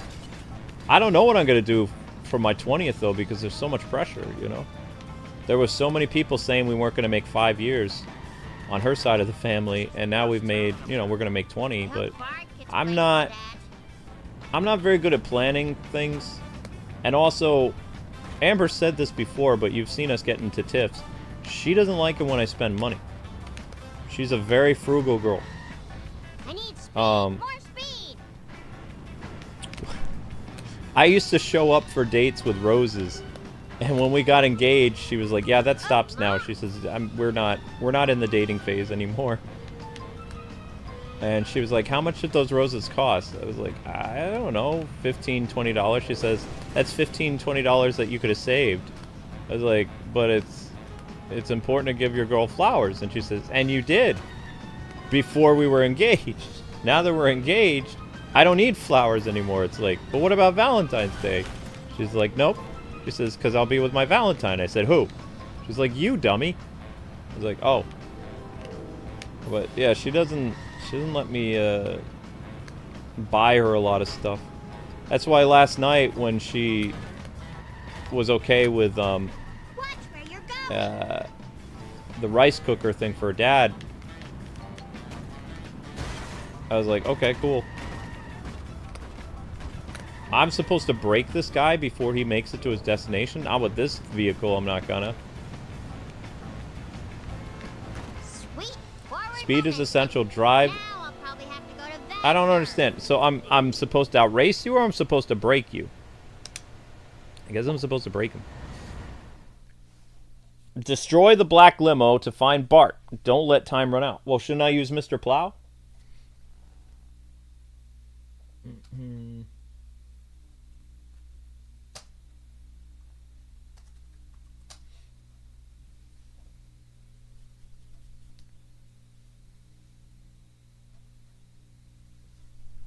I hear you, John. But I mean, that's my secret to success. Whether it's life, my illness, work, my marriage, you know, my faith is how I pull through.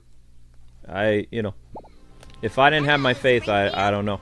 I probably would have, just from all the depression and stuff, who knows?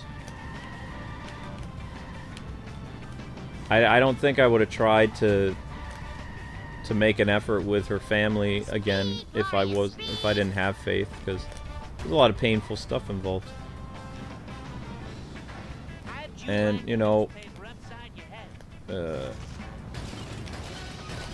Amber didn't have the best. When we didn't have her family anymore, we leaned too much in our early marriage with my parents, and you know, my mom and my wife ended up not liking each other for 10 years. They got in a feud. So, if we had other family members back then, you know, we wouldn't have gotten as close with my parents. And my mom and dad, we've already made amends. Like, it didn't last more than, I'd say it was about 10 years, but, you know, a couple of those years was the pandemic. So, and we still talked on the phone. It's just, you know, we didn't see each other. But all that's water under the bridge, and my parents have made so many efforts to see us since then that, you know, that's healing a lot, and I'm very, very thankful for that. My dad was supposed to come for Thanksgiving this year, but what happened is he got shingles, and you know, Amber was really bummed, and years ago, when it came to stories about my parents and stuff like that, Amber would get like kind of upset. She was like, I don't want to talk about that, because she was still, you know, still feuding. Kind of like my mom and my wife was, if you've ever seen Everybody Loves Raymond, they were kind of like Marie and Deborah. That's how it ended up happening. Is it just, you know? Can you please pick me up? And a lot of that had to do with, I mean, because we couldn't go to Christmases at other people's places. You know, we were around my parents a lot. And, yeah. It just, sometimes the best amount of time that a married couple can spend with a family is like little by little. We lived in the same town and we were over all the time. Because I was very close with my dad, but I was never very close with my mom. And women, how do I put this? You know, when a guy gets into a squabble with another guy, they hash it out and it's over with.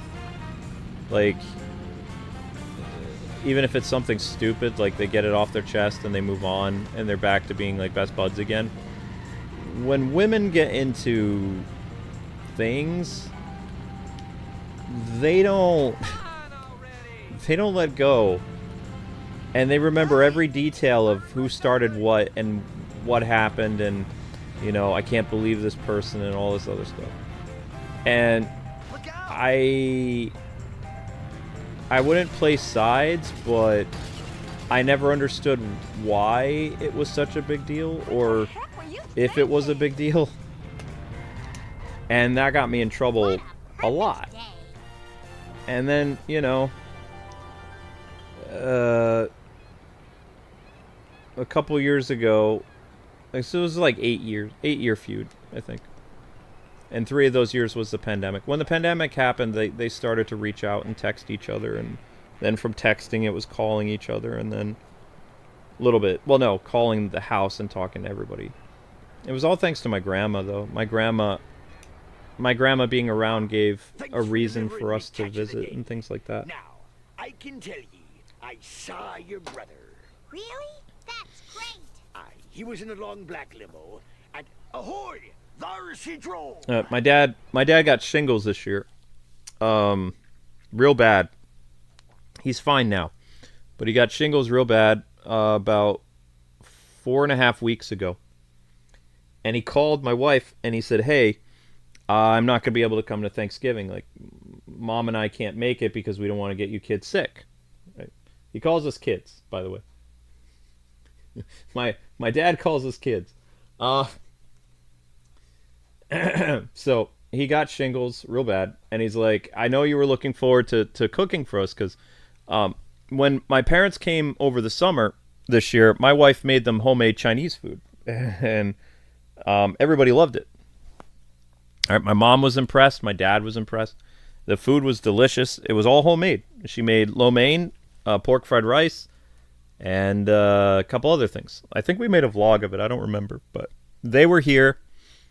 Amber used her rice cooker, and she made them, you know, The time for action is now. made them homemade stuff.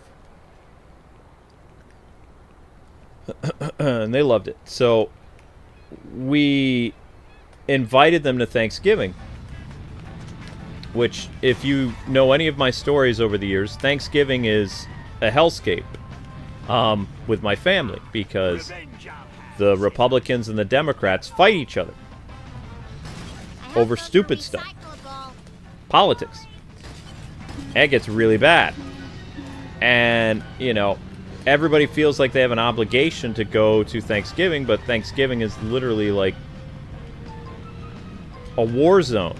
It's not fun and whatever. So, you know, we were having such a great time with Mom and Dad. We're like, hey, what if this year, because, you know, Grandma's not here anymore, what if you and Mom came to Thanksgiving at our house, a small Thanksgiving? And at first they're like, no, because, you know, we're going to go down to Florida and, you know, have the big family Thanksgiving. And I was just like, I told my dad, I said, hey, do you really, you're not hosting Thanksgivings anymore? Because we had to host Thanksgivings. Like, there was a chart, okay? There was a family chart that people were in charge of Thanksgiving for 10 years. 10-year rotation. So my family had to do Thanksgiving for my big family from all over the country, like it was Home Alone, for 10 years. Until Amber and I got married. And then the next family that was supposed to do it, that couple got divorced. Sorry, it's not funny, but that's a story for another day. That's the perfect cousin who left her husband and her kids. She was supposed to be the next Thanksgiving host, whatever. But I was just getting started. Because my parents did it from 1997 until 2007. And then, obviously, that lady and her husband, they split by 2008. And then, I don't know who ended up doing Thanksgivings. I think her mom, so my aunt, ended up doing the big family Thanksgivings. But Amber and I couldn't make it down to Florida. Let's just do this. But we heard it's more or less the same thing. Like, people argue, people get into, you know, arguments over stupid politics and stuff like that. And I hate politics, so. But I convinced my parents. It took a while, and I was like, okay, you know, Amber would love to cook her Thanksgiving. And Amber is an amazing cook. Remember, Amber went to culinary. Amber can do anything, right? So I wore my parents down, and they're looking forward to it. They're like, we'll be down. We're going to stay at that Cartoon Network hotel, because they love it there. I don't know why, they just do. He said the coffee's good or something like that. I'm like, whatever. You could stay with us. And he's like, no, we're gonna stay at that hotel. And then, you know, everything was finalized by September. We had everything, plans were all made, and everything's good to go. The first week of November, my dad calls me from the hospital and he says, hey, just letting you know, we won't be able to come down. I'm like, oh no, like, is everything okay? He's like, oh, no, everything's fine. He says, I'm in the hospital with shingles. I'm like, what? And I'm like, Amber, what? I'm on the phone with my dad, and I'm like, Amber, what? Shingles is bad for elderly people. And Amber's like nodding her head like crazy. She's like, he's in the hospital? I said, yeah, he's shingles, which I think is like chicken pox or something. And she, you know, she took it really well. But then she was like, part of her was like, well, maybe, you know, the shingles isn't real. And it's like, Dad sent us a picture from him in the hospital. Like, we didn't ask for proof. He just took a picture. He wanted to take a selfie. He took a selfie and he sent it to us and show us that he was okay. And his shingles lasted for, I think he still has them right now. Maybe we'll have to use the bus.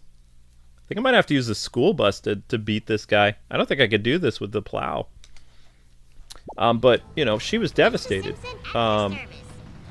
that Mom and Dad couldn't come for Thanksgiving because she's had a wonderful past 2 years with them. Like, we've gone to New York. My parents are in New York now. They're my only relatives in New York, outside of my Portuguese cousins. But I don't like to admit this a lot, but most of my Portuguese cousins moved out of New York, and they live in New Jersey and Pennsylvania. So most of my New York relatives just consist of my mom and my dad, and I lost my my great aunt passed away this year. So she lived in New York, but most of my relatives who work in New York City, like, they all moved to Jersey or Pennsylvania over the past like 5-6 years. I just don't like to talk about it because they still technically they work in New York City. They're EMTs.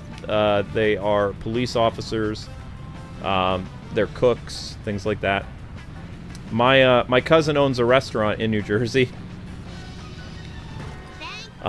But, you know, every time he goes to family outings or whatever, he cooks because he's a Michelin chef or whatever. He's a very important chef person. He cooks well. But he always tells people that he has a restaurant in New York City, when in reality it's in New Jersey, and it's not anywhere close to New York City. Because, you know, there's this thing that I try to tell people. People say it's not real. It's like the thing between New York City and Jersey is real. It's just people don't talk about it very much. My family especially still holds on to that stupid little playful feud between New Jersey and New York, even though most of them live in Jersey now. So if I were to actually visit a lot of my Portuguese relatives, which there's lots of them, I'd have to go to New Jersey. I just don't talk about it very much. Because, you know, all the New Jersey jokes I do, and my cousins, they all live there, mostly. There's like 15 of them that are in New Jersey. And they made an exodus from New York and New York City, like, around 2015, 2018. And they love it there because it's cheaper. They got a nice nice place where they have their big family get-togethers. So my parents are really the only ones left in New York. And they don't even live in New York City. They live in upstate, way up in the mountains, where there's no cell phone reception. Not the car. So, you know, going to New York for my birthday is a lot of fun. But they're the only reason we have to. Yo, that's not fair. I knocked his fool out. I knocked him off the road. That ain't fair. They cheated. They straight up cheated. That's messed up. Why would you do that? Watch where you're going. Yeah, that dude straight up cheat. I am so sick of this happening. Okay, sorry, I got distracted. ADD moment. But, you know, what's kind of interesting is my parents, being in New York, have taken over the role my grandparents had, because everybody used to visit my grandparents in New York. Not just because it was close to New York City, but, you know, they were the family that you wanted to go see in New York. And now my parents has kind of taken on that role because they have a house that they own in New York, and everybody comes to see them. Airport's not too far, you know.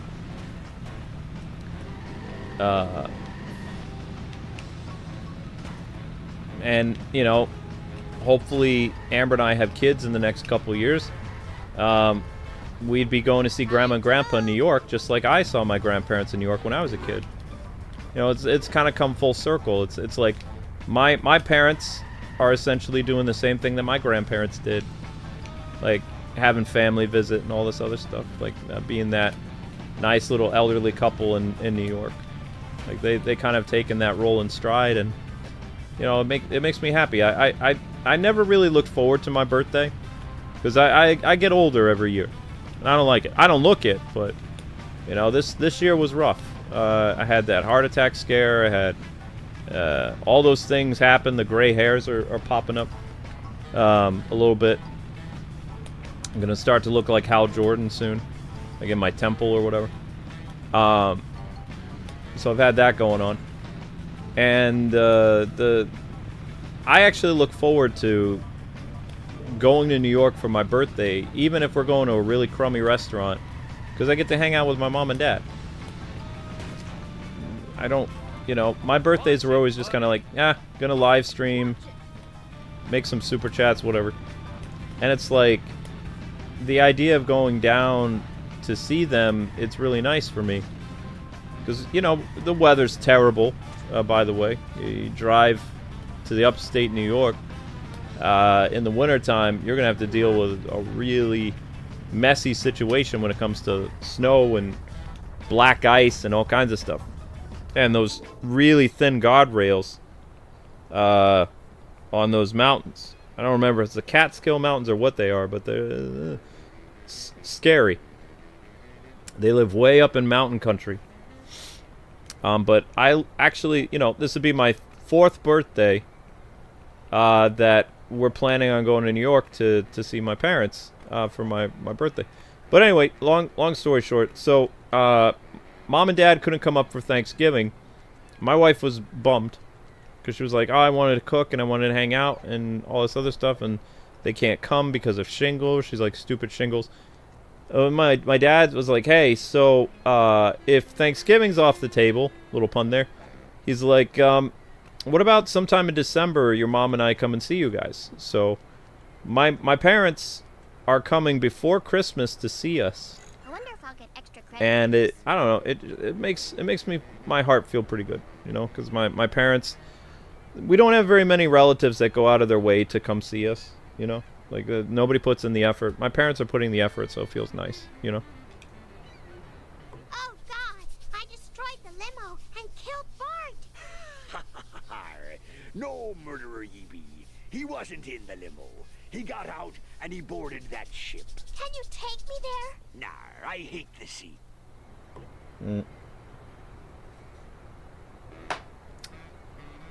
Okay. What do they want me to do? Board the sea boat. Okay. Plow coming through. Find Bart to talk to him? What? Yeah, but isn't Bart abducted by aliens? I don't really understand how this game works. Sad day for generic cat. He is abducted by aliens, right? This is the worst town in America. Oops. Nope, this is not right.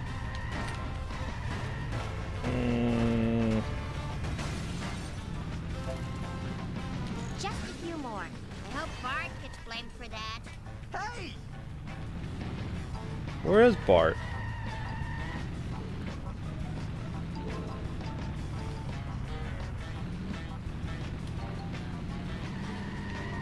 I don't understand. How'd you like a newspaper upside your head? There's no arrows.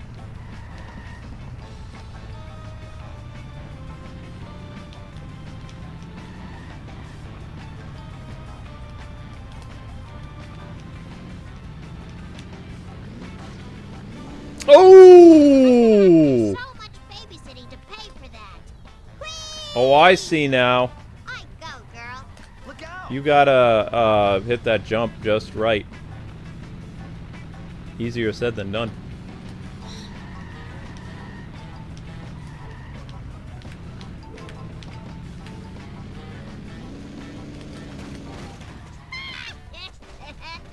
How did Bart?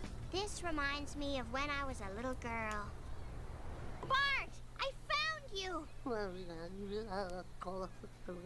Sedans, Bart!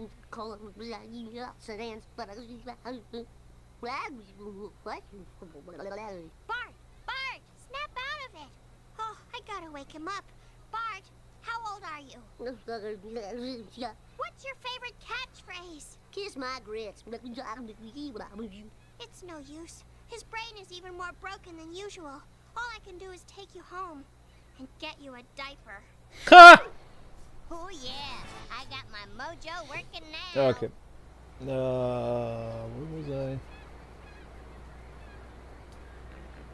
I can't do SAO.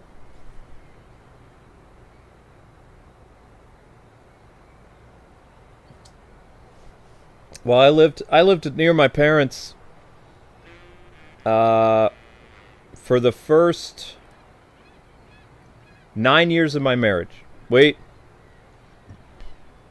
Yeah, about 9 years. I lived near my parents for 9 years. And now I'm on the opposite end of the country from them. About 11 hours apart, something like that.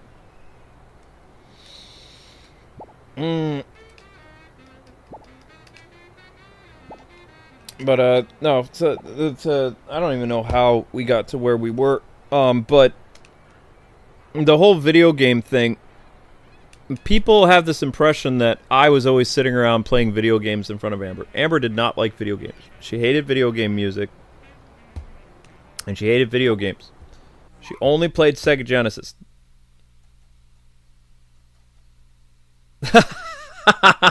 Mind erased, pants soiled. Ow, my metal skull!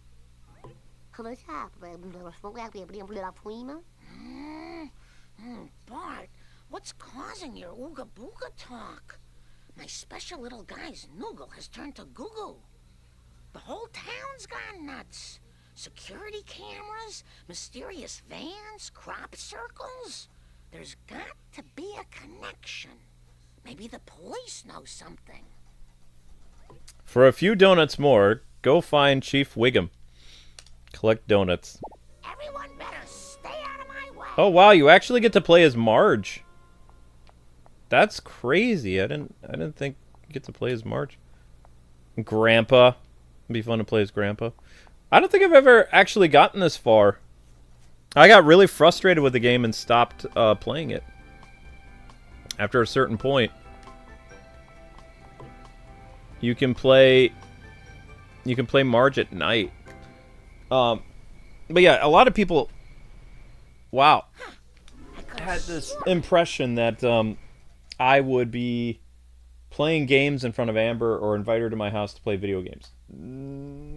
That's not usually how it went.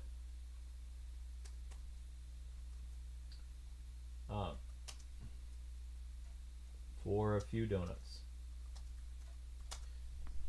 So, the reason why Amber didn't like video games is because jerky people played video games. And her brothers, she didn't like that, let's just say she got a bad rep of video games. Oh well, I had a good run. Wow, how are we supposed to get to our car so and he's like speeding like crazy. I'll do my best. Safe and sound. Oh, thank you. He ran into stuff. Okay, so I just have to stay behind him then. Yeah, hopefully it won't be too hard. Unless I have to actually beat him to the race. No, it's not a race.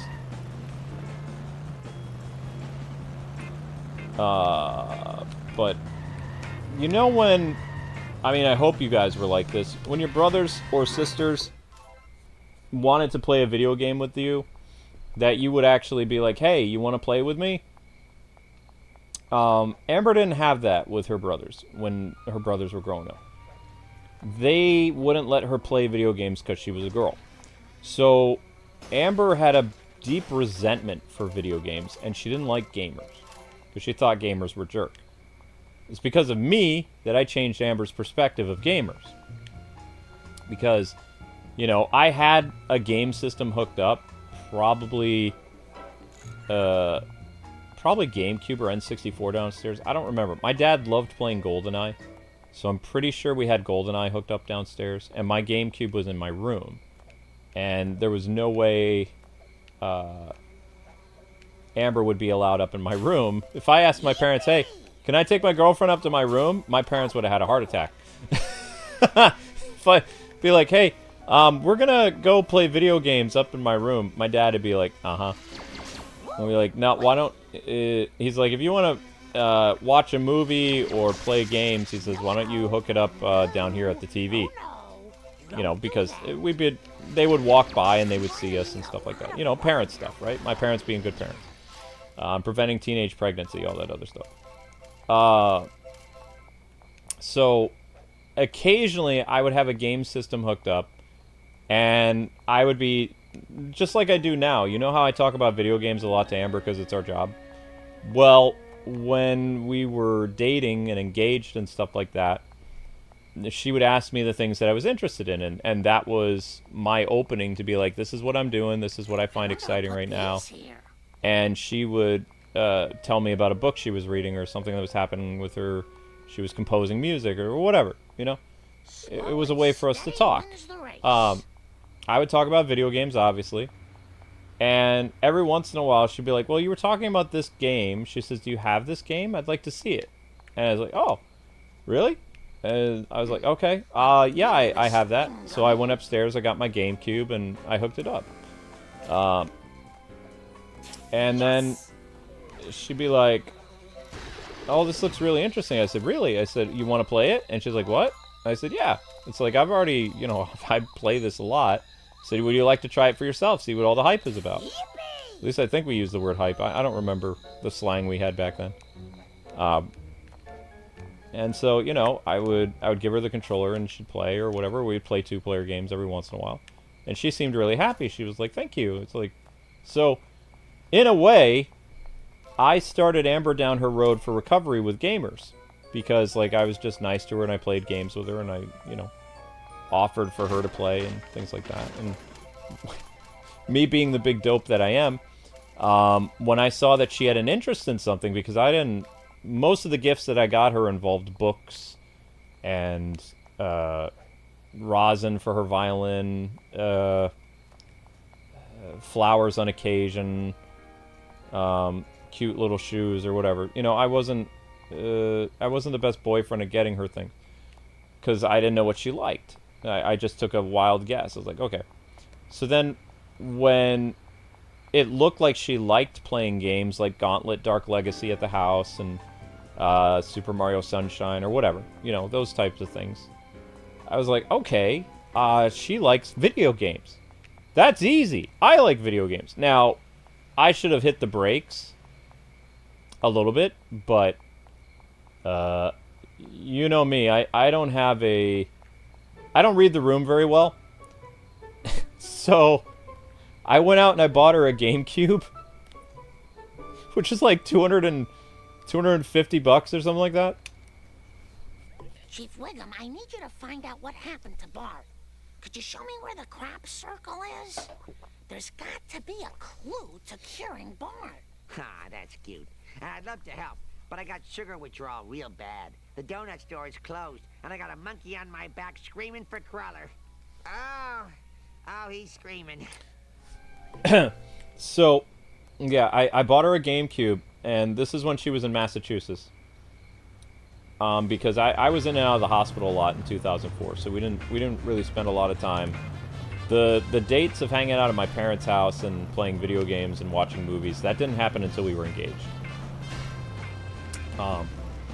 And even when we were engaged, there needed to be someone else home.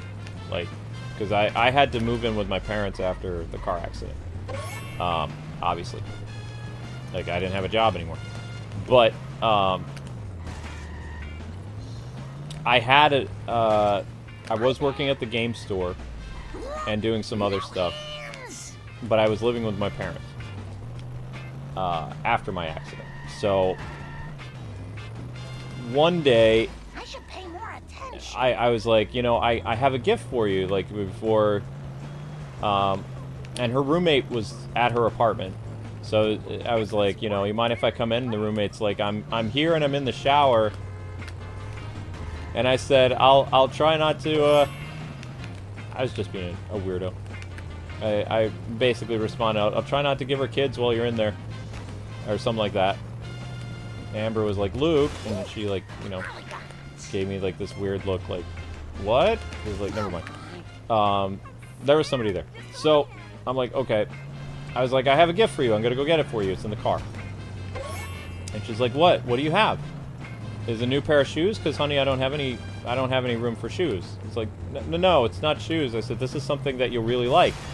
Based on, you know, stuff that we've been doing lately. And she's like, okay. I was like, hang on, I'll hook it up for you. And she's like, hook it up? I said, yeah. Go do something, and I'll get it all set up for you because it might be kind of confusing to set it up. So I'll set it up for you. Like, think of it like a tech service or whatever.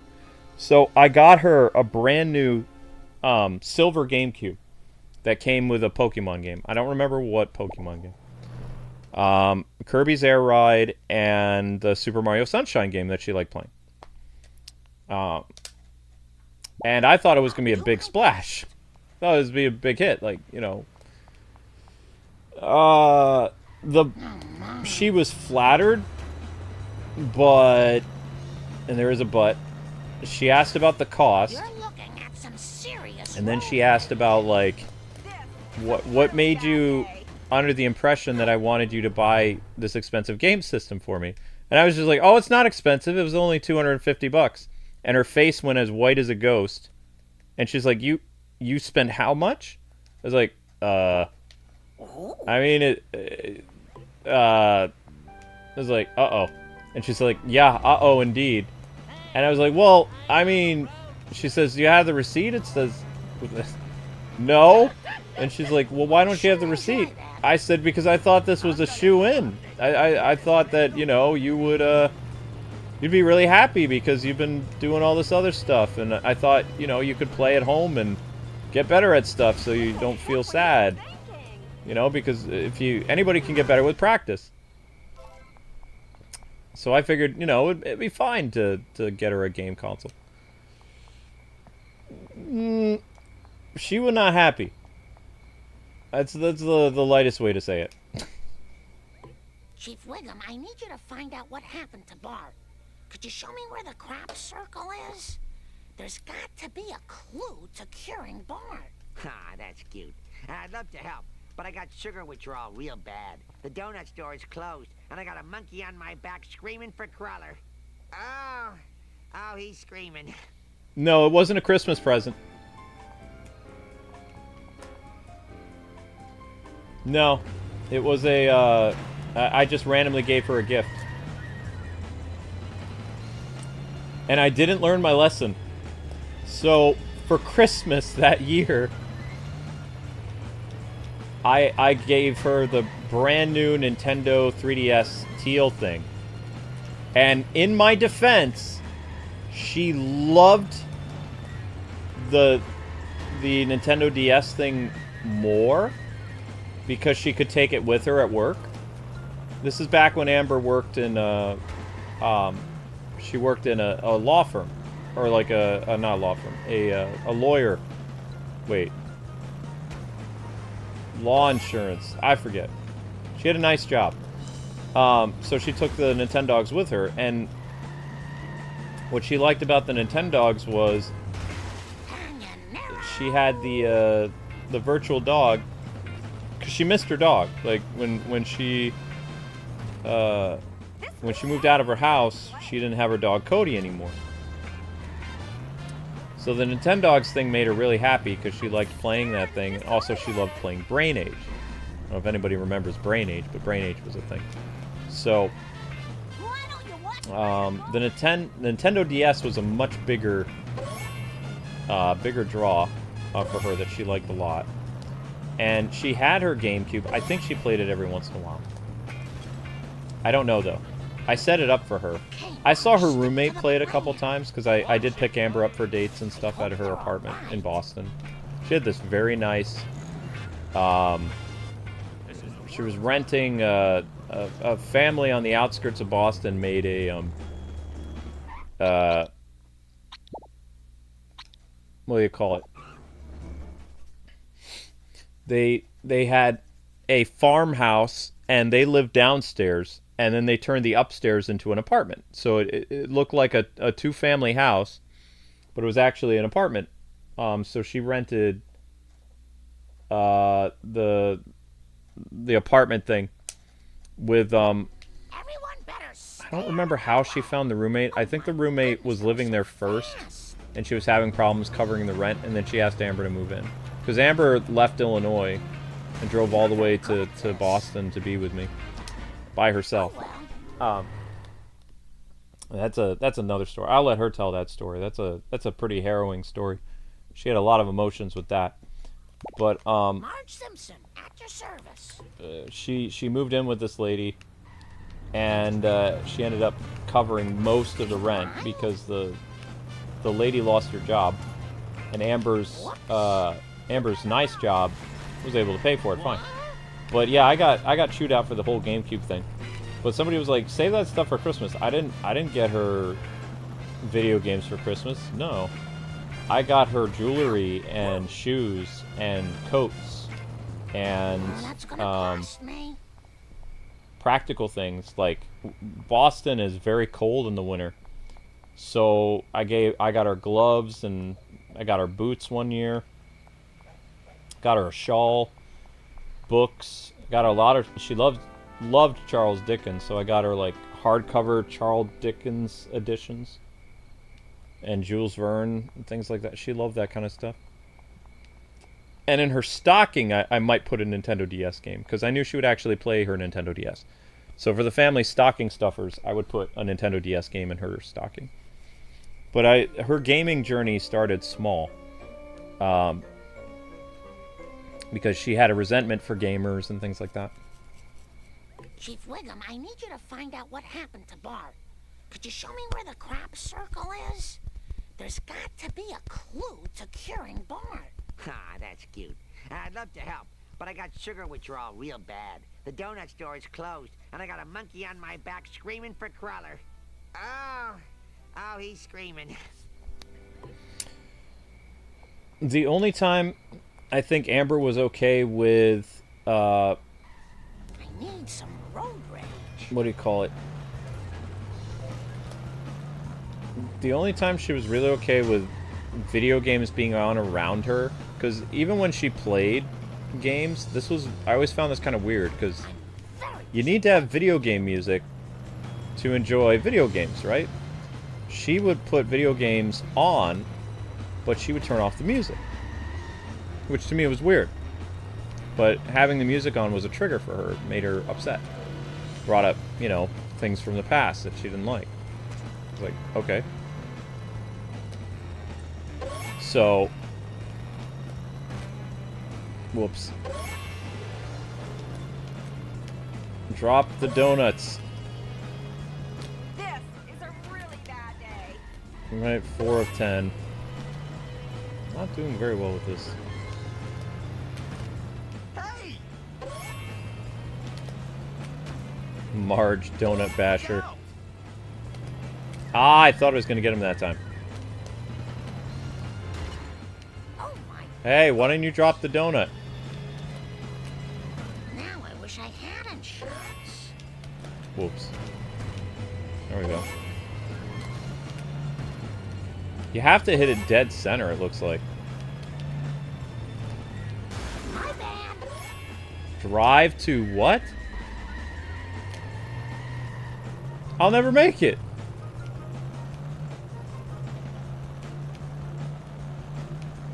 There's no way.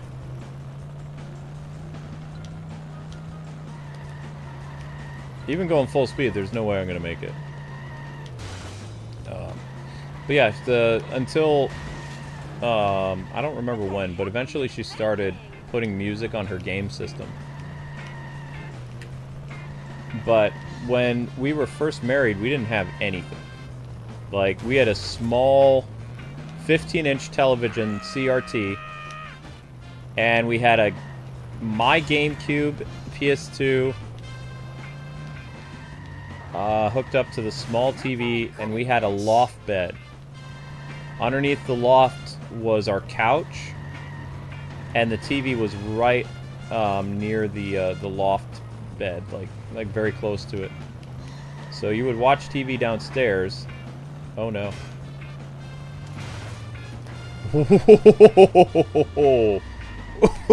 Oh wow. No time for I'm sorry, Marge.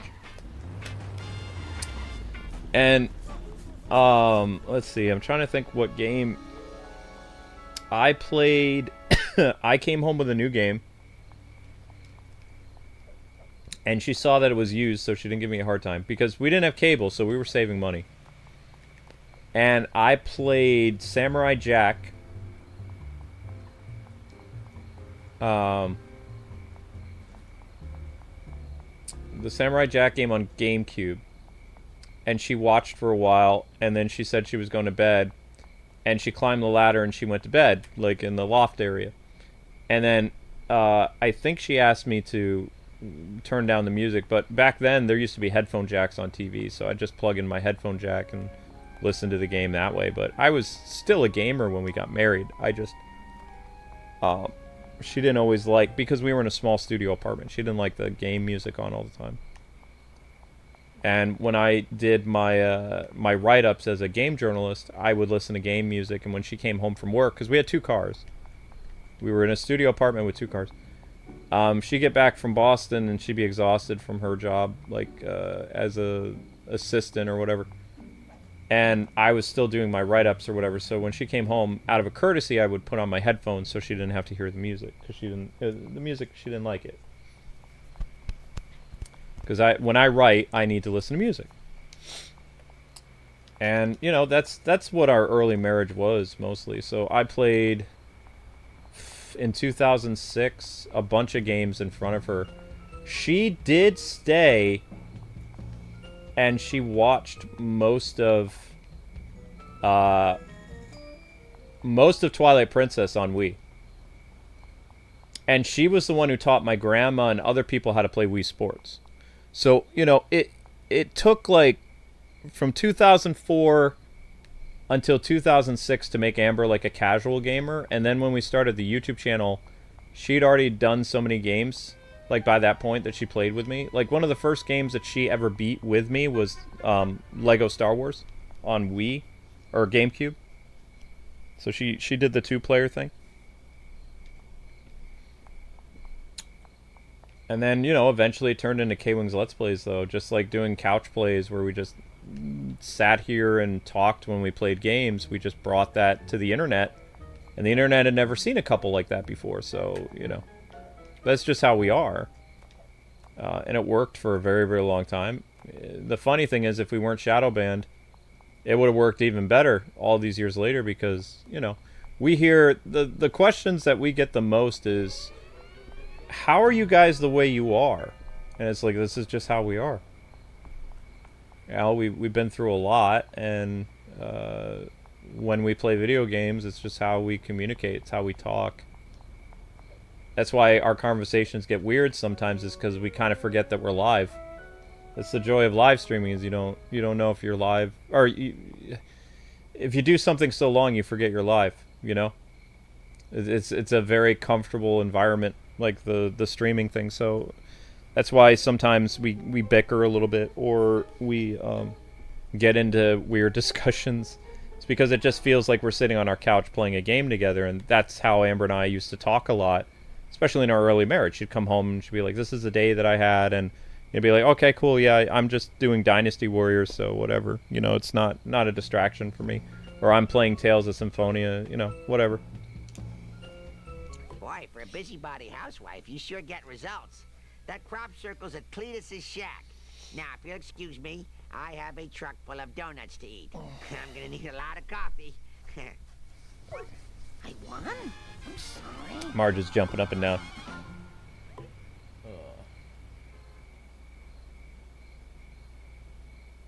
don't know what to stream next. I gotta stream something, but I don't know what I'm gonna stream.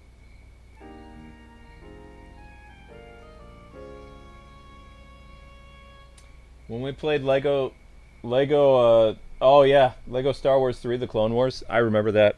I still can't believe that a girl like Amber not only married me, but also that I was able to turn her into a gamer and give her a lot of fun. Like, she does, for the most part, see games as kind of fun. She reminds me sometimes the way, you know, our channel is. Our channel's supposed to be fun and all this other stuff. Like, she reminds me of that constantly.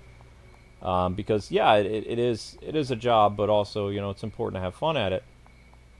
But I've had so much stress and so much things happen the past couple of years with this channel, with the shadow banning, and with the other things that I fail to sometimes remember the fun, you know? I have to go to the bathroom real I'm curious to see what Marge's outfits are. Ha! Prison Marge? Okay, classy Marge, that's cool. Officer Marge! Wow. I mean, classy Marge looks kind of fun.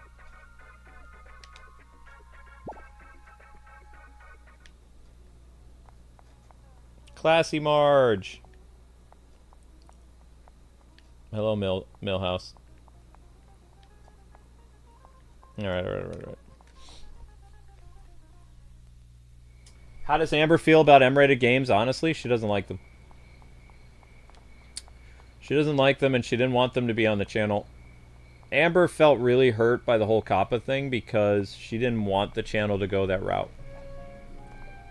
Like, if I'm telling you right now, if COPPA had never happened, she never would have allowed any M-rated games on this channel.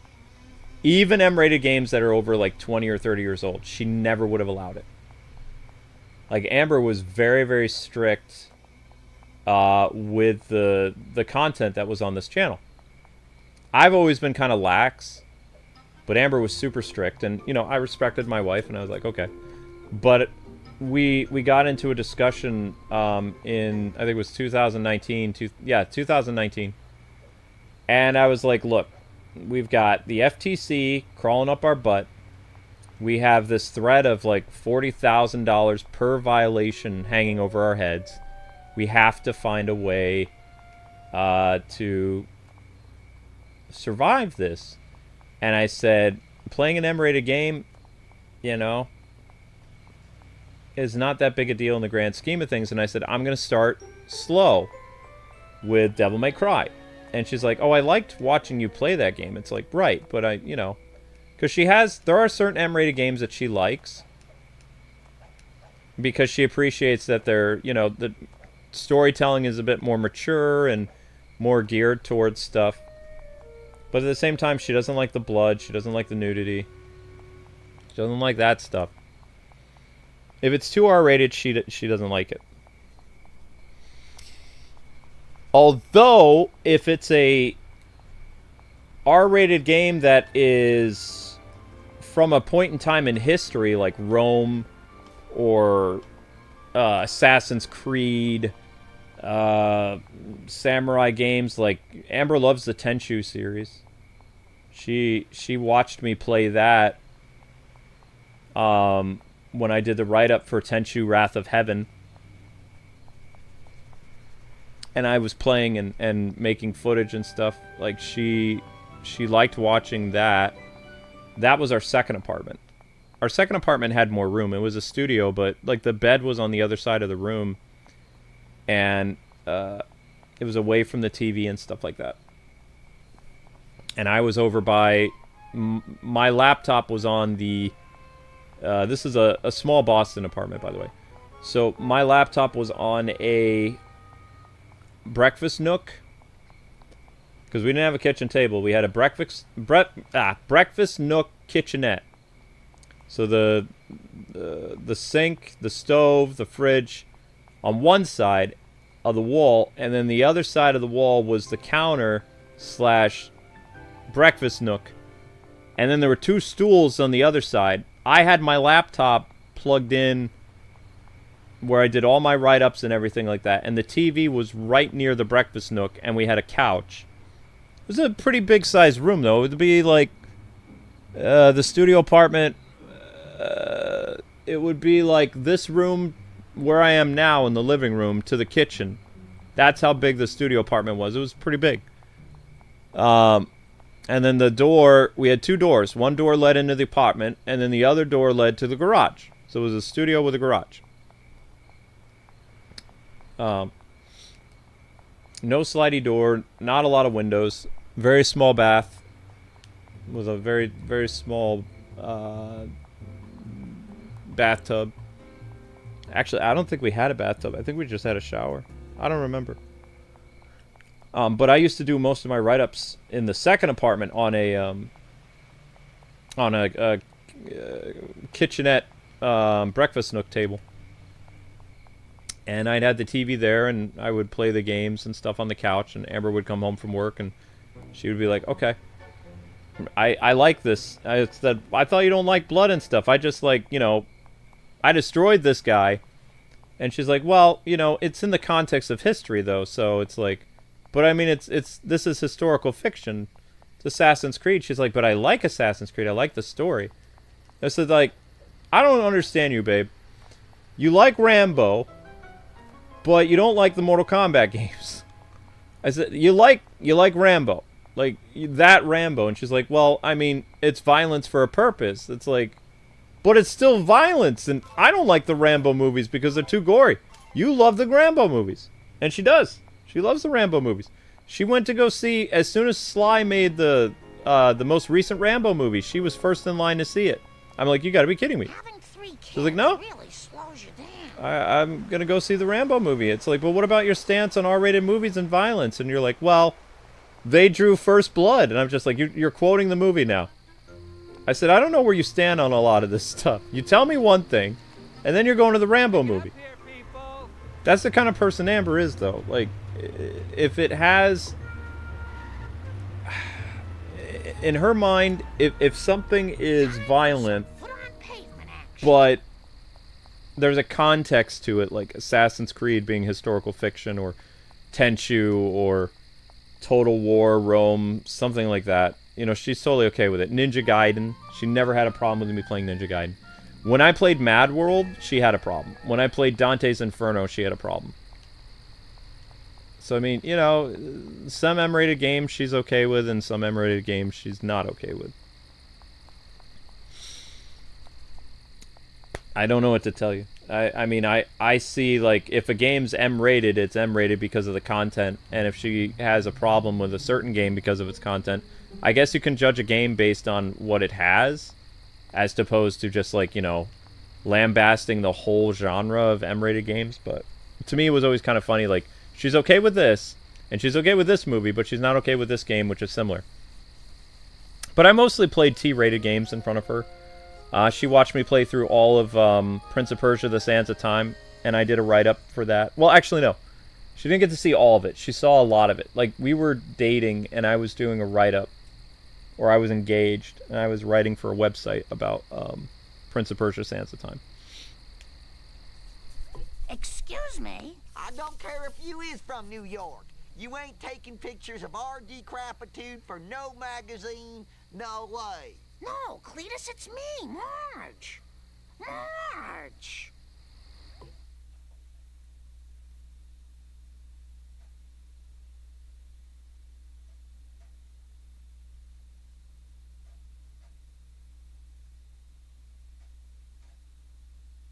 Praying you'll be fortunate to get a girl like Amber. Nah, Amber's 1 in a million. You won't find another Amber. You will not find a girl who, in the 1990s, was raised in the 1960s. You will never find... Amber is literally the reverse of Brendan Fraser in Blast from the Past. I kid you not. Like, she is Brendan Fraser's character to the T, except she wasn't underground for 30 years. It felt like it sometimes. But this is a girl you would pick up on dates, and she would be humming the Andrews Sisters. Okay? And then, if I didn't have my radio on, she would belt out the Andrews Sisters doing Bugle Boy, because she was in a show choir that she had the lead, where she was doing the lead Andrews sister for the Bugle Boy, Danny. I don't even remember the name of the song, but she can do the thing where she strips her throat and makes it like the whatever that noise is, like the noise that the Andrews sisters could do. Amber can imitate it. So she would sing stuff like all the time from the 40s, 50s, and 60s. Like, it was current day. But then you'd ask her, to be like, well, have you heard this new Britney Spears song? And she'd be like, what? Or something like that. So, I mean, we had music in common, but not really.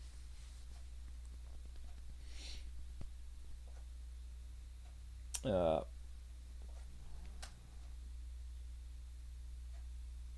359. This is Redneck Roundup.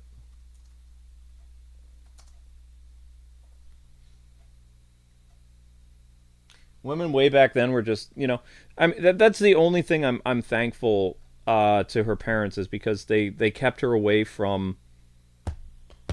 I don't know what kind of girl my wife would be if she was raised with modern, like, 90s stuff, because they kept her. Her parents were very, very, very strict. So it's literally like Amber was raised in the 60s.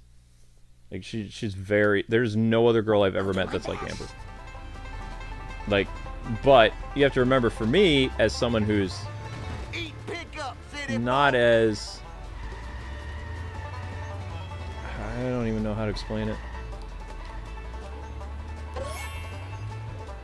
Like, I was a product of 1980s television. Like, I really am. Right? I'm literally the poster kid of the 1980s. Are you blind? I can quote every movie. I know every film, every song, every video game, whatever. You know, I'm like a walking 1980s pop culture reference. Because of her upbringing, I was able to teach her things that no one else would know about. The only thing that I never got to school her on that she knew more about that bothered me was Star Wars. I thought that I would introduce her to Star Wars and blow her mind. She came over to my parents' house. We had pizza and salad and some other stuff, and we were gonna sit down and watch a movie, and oh my gosh, how did I know she'd seen it more times than me? Oh yeah, she quoted the entire movie, like, word for word, while the movie was going on. Every character. Not just Han and Leia. Like, she knew every character's line. And you know, I thought it was the cutest thing, but also it got kind of annoying because, like, watching the entire movie, I'm like, I'm gonna introduce her to Star Wars. I'm gonna blow her mind and, you know, open up the floodgates to all kinds of stuff. And nope. And then she's like, well, what did you think that I wouldn't know? She says, I rented this in the public library when I was a kid. So I always was like, I even said, how can you have the morality of a 60s girl? Like a 50s, 60s girl. But yet, you grew up with Rambo from the public library, Star Wars, and you just never thought about, like, any of the other stuff? Like, she never saw the first Superman movie. She didn't see half of the stuff. Like, yeah, Star Wars and Rambo and a couple other things, but she'd never seen Princess Bride. Oh my gosh, I don't even know how to explain the Princess Bride thing. Her first time watching the Princess Bride, I loved that movie. She did not like it. She didn't get it. Like, after we saw the Princess Bride, I took her out to eat at a place called the Java Monkey, which was like our haunt where we would go and we discuss books and movies or whatever. So after our movie date at home, it was on her way home, we stopped at the Java Monkey, and I was just talking about the movie, and I was like, so, because Princess Bride was one of my favorite movies of all time. I'm like, so what'd you think about it? I said, I can't wait to hear what you thought about it. She says, I think the movie was stupid. I was like, what? She says, yeah, I don't think it's a good movie at all. I was like, well, why? She says, well, I mean, it's about true love, but then you have all this other stuff in between. She says, the love story is cute. I like Wesley and Princess Buttercup, but, you know, she was just like, I don't like Fezzik. I was like, how can you not like Andre the Giant? She says, I just don't understand his his point to anything. He's just, what, this wise talking giant? It's like, well, he does kind of have a purpose, and she's like, okay, what is the purpose? He's Andre the Giant in a movie. You know, I was just flabbergasted. I was like, okay, well, what about Montoya? Like, how do you feel about Inigo Montoya? Like, he's my favorite character. You gotta like the Spaniard. And she says, it's stupid. His whole life he's been, you know, pumping himself up for revenge that Simpson. He doesn't have a life. He's obsessed with getting revenge, and she says it's not healthy. And she was quoting all these Bible verses and stuff, and I'm just like, no, you're missing the point. She's like, okay, then explain the point, dear. It's like, it's just a fun movie with lots of one-liners and references, and you know, it's literally, this is the movie of our generation. Like, everybody our age loves this movie. Like, this movie is an icebreaker. Like, most people become instant friends over quoting this movie. And it took me 15 years of rewatching that movie with her for her to finally wear down and be like, it's a good movie. I'll do my best. 15 years! And if you go back and you listen to our original playthroughs, every time I bring up The Princess Bride, she gets annoyed. Because she didn't like it. She couldn't understand. And then when she got accustomed to watching more shows from the 80s and 90s, like, something in her head just clicked. Like, when she got done watching all of Full House for the first time, or Family Matters, or Fresh Prince of Bel-Air, whatever. Like, it just resonated with her more. Like, she started to understand, like, 1980s sensibilities and art and stuff like that. I was like, oh, okay, I understand now why this movie worked for its time and things like that. But she did not like Princess Bride when she first watched it. She didn't like When Harry Met Sally when she first watched it, because she was like, why are they sleeping together? It's like, well, I mean, that, you know, that's what secular people do. And she's like, well, you know, and she's telling me all this stuff. And I'm like, no, this is just what happens in these movies. This is how romance movies work. She says, well, we didn't do that. I said, honey, like, you are like a amazing, special girl that this world could not handle. There was no pressure, anything, for that kind of stuff, and you know, that was amazing that we made it through all the temptations and all the pressure from our peers to, you know, sleep over at each other's houses and all kinds of stuff. But the rest of the world, they stopped doing that like 50 years ago or something like that. You know, it's very common for people to live together and stuff before they're married and things like that. So, you know, Amber, it was always a struggle for me to show her Hollywood movies, even from the 80s, where people were sleeping around and, you know, that kind of stuff, because it made her uncomfortable. Like I'm saying, you never, ever, ever find anybody quite like Amber. I've never met another person like Amber, like with that background and how she was raised and stuff like that. Everyone better stay out of my way. I'm amazed that she didn't even have the temptation as a girl to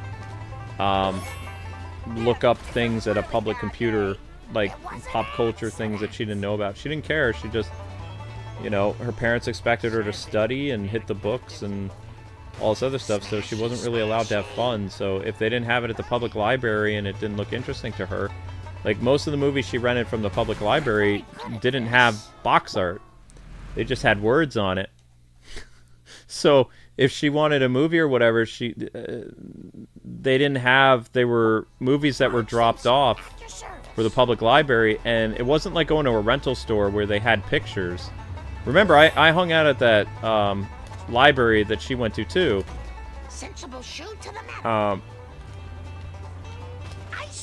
The moment I took her to Blockbuster, her whole it looked like I opened up her entire perspective of like everything.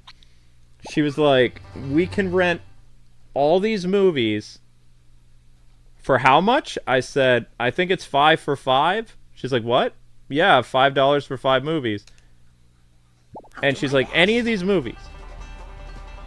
And she says, how many days? It's like, I think 3 days. Usually a weekend.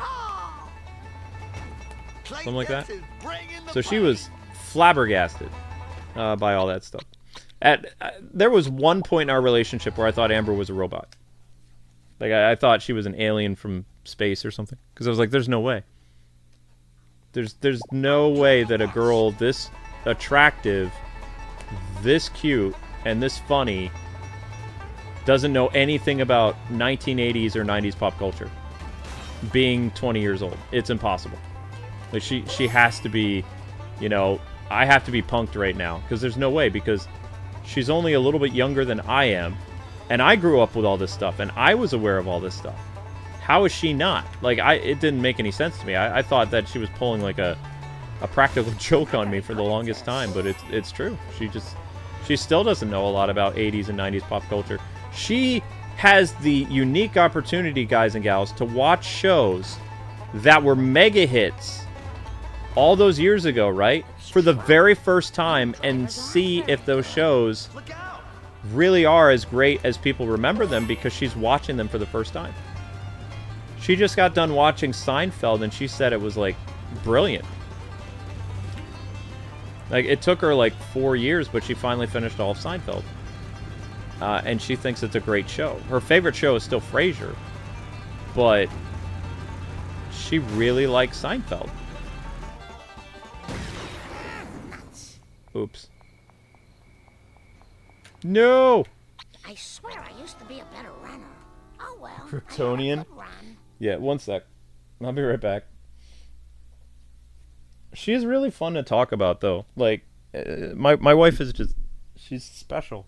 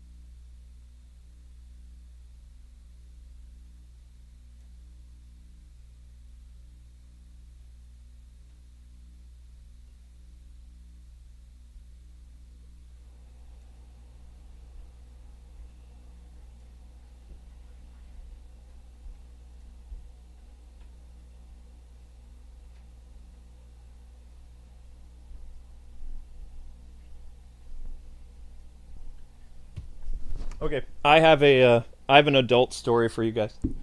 This is a good one. We need a vehicle that hits hard. So we're gonna get Mr. Plow again. There was a time where the thing that I was the scaredest to tell Amber about myself was that I watched anime.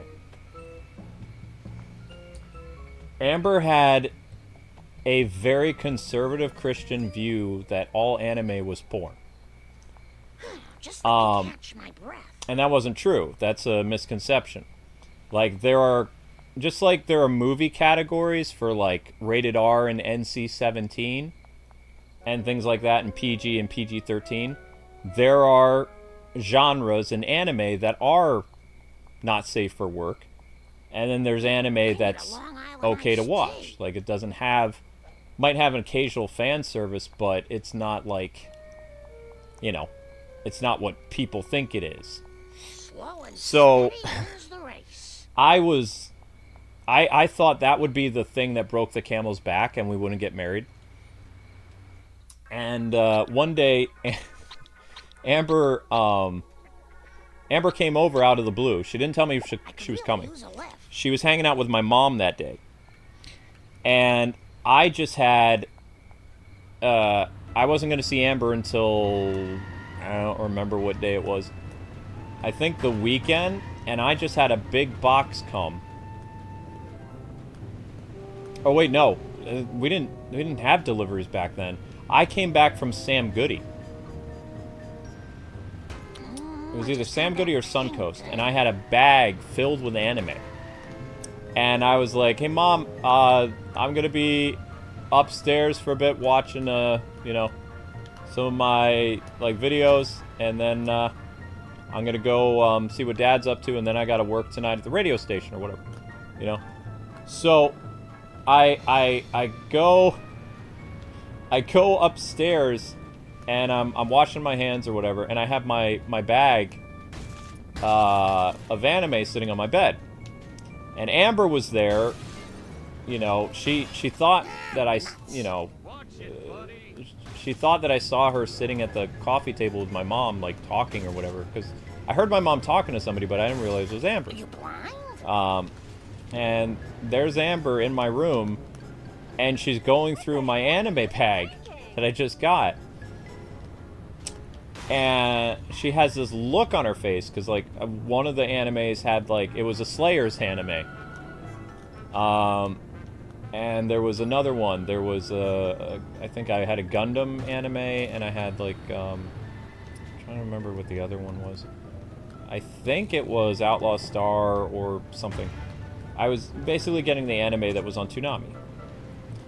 And she was just looking over the stuff, and I felt like, you know, uh-oh, this is it. We're gonna break up now. Like this is the straw that breaks the camel back, because Amber is super religious, conservative, and they think anime is like the devil and stuff like that, and I've never talked to her about this side of me. And she's like, "What is this?" I was like, I was gonna think, I'm gonna tell her a friend let me borrow it, because the friend excuse always helps in a jam. And I actually have a friend I can drive this stuff off to anyway. Like, if this ends up going badly, I can just, you know, whatever. So she was like, "I can't believe you watch this stuff." It's like, no, this isn't what you think, honey. And she's like, you know, because I mean, by the time we've been dating like 6 months to a year, of course we're calling each other honey and babe and stuff like that. That's very common in couples. I was like, you know what? We're gonna tomorrow. I said I'm gonna take you to the video store in Rockford, and I want to show you something. And she's like, "Okay, but I don't feel comfortable with you watching this kind of stuff. And when we get married, you need to get rid of all your smut." And I'm like, "But this isn't... I don't..." Oh, okay. So, the next day, I pick Amber up, and we have a nice day, you know. I take her to the video store, which was Suncoast, I believe, Suncoast Films in Rockford, Illinois. And I take her there, and I'm like, okay, so I need to show you something so that you can see a difference between this, because you're wrong about this. This is the anime section. This is the bad section. This is the thing that you're concerned about. I said, do you notice how the anime doesn't have black bars over it that says, you know, rated R or NC-17 or anything? She's like, yeah. I said, okay. So the stuff that I bought doesn't contain that material in it, and most anime that people are watching, you know, doesn't have that stuff. And I said, I looked at her in the eye and I said, I am not doing what you think I'm doing. Because she saw it as cheating on her. When we weren't even that physical yet anyway, but she was very like, you know, I'm not comfortable with this because you're looking at women and whatever. I don't like that. Why don't you look at me or whatever? That kind of stuff. If you have a girlfriend, why would you do this kind of stuff? And that's a valid point. But the stuff that I bought was not that stuff. I even showed her, I said, if you're looking for anime that contains nudity and stuff, you would have to get anime from this section. And if you do get anime from this section, everyone in the store looks at you like you're a perv. So most people do not buy from that because it's awkward, and you know it's not worth like a millisecond of being like, oh wow, this is risky and whatever. The shame of buying it or even like looking at it is just too great. That people just, this section is always, you know, nobody really does it. And they even ask you at the counter. I said, watch. I said, I'm doing this just for you. She's like, okay. So I picked up a an anime that had nudity in it. And I brought it up to the desk, and the lady looked at me, and she's like, you realize that this has sex, drugs, and nudity in it, right? And my girlfriend's standing right there, and Amber's got her, she has her hands in her face. Like, she's like, oh, no. And I'm just like, oh, I didn't realize that. And she says, yeah, that's what the black bar on the box means. She says, this is X-rated. I'm like, okay. So then I brought it back, and she was like, okay, you made your point. I said, yeah, but the anime that I took her hand and I walked over to the anime section. I said, I like anime. I watch anime. But I don't watch the anime that just made you embarrassed. And she's like, okay. So that, you know, I had to tell her that. And then I don't remember what we did the rest of the day. I think she looked around and picked up a movie she liked or something like that. Because Suncoast was this giant video store. It was big video store. They're very expensive videos, though. I think on the way home, all we talked about was how expensive everything was. Because I bought an anime while I was there. She knew what Dragon Ball Z was, but I got some other anime show. I don't remember, on DVD or something. It was like $70. And she was talking to me about the cost of the DVD. And I was like, well, yeah, DVDs are expensive because it's new technology. And I'm like, also, I have 2 jobs. And also, we're not married. And she's like, yet. And I'm like, oh. Because I don't even think we were engaged yet. I think we were dating for a year. So I don't even think I popped the question yet. And she was like, we're not engaged yet. Not married yet. And I'm just thinking, yet. That's good. Excuse me? I don't care if you is from New York. You ain't taking pictures of our decrepitude for no magazine. No way. No, Cletus, it's me, Marge. Marge.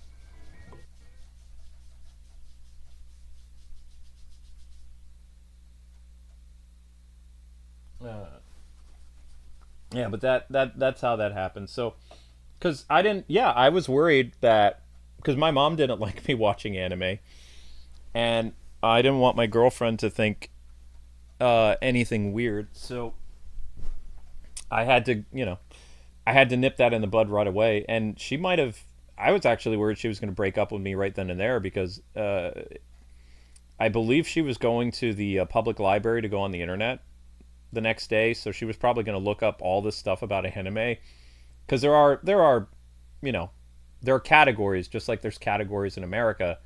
There's just more categories in anime for perverted stuff, but it's not in every show. And that's what I was trying to explain her. Like in America back in the day, I don't know if they do it anymore, but video stores used to purposely they would find out from the people who distribute the anime what was appropriate and what wasn't, because they didn't want kids looking at stuff that was inappropriate. Like, people had like some type of moral compass back in the 90s and the early 2000s and stuff like that. So video stores, if anything contained any raunchy material, it would go in the video section that had black bars over it, and there would literally be black bars that said mature or over 18 or whatever, or unrated. I think it was white with unrated or something like that.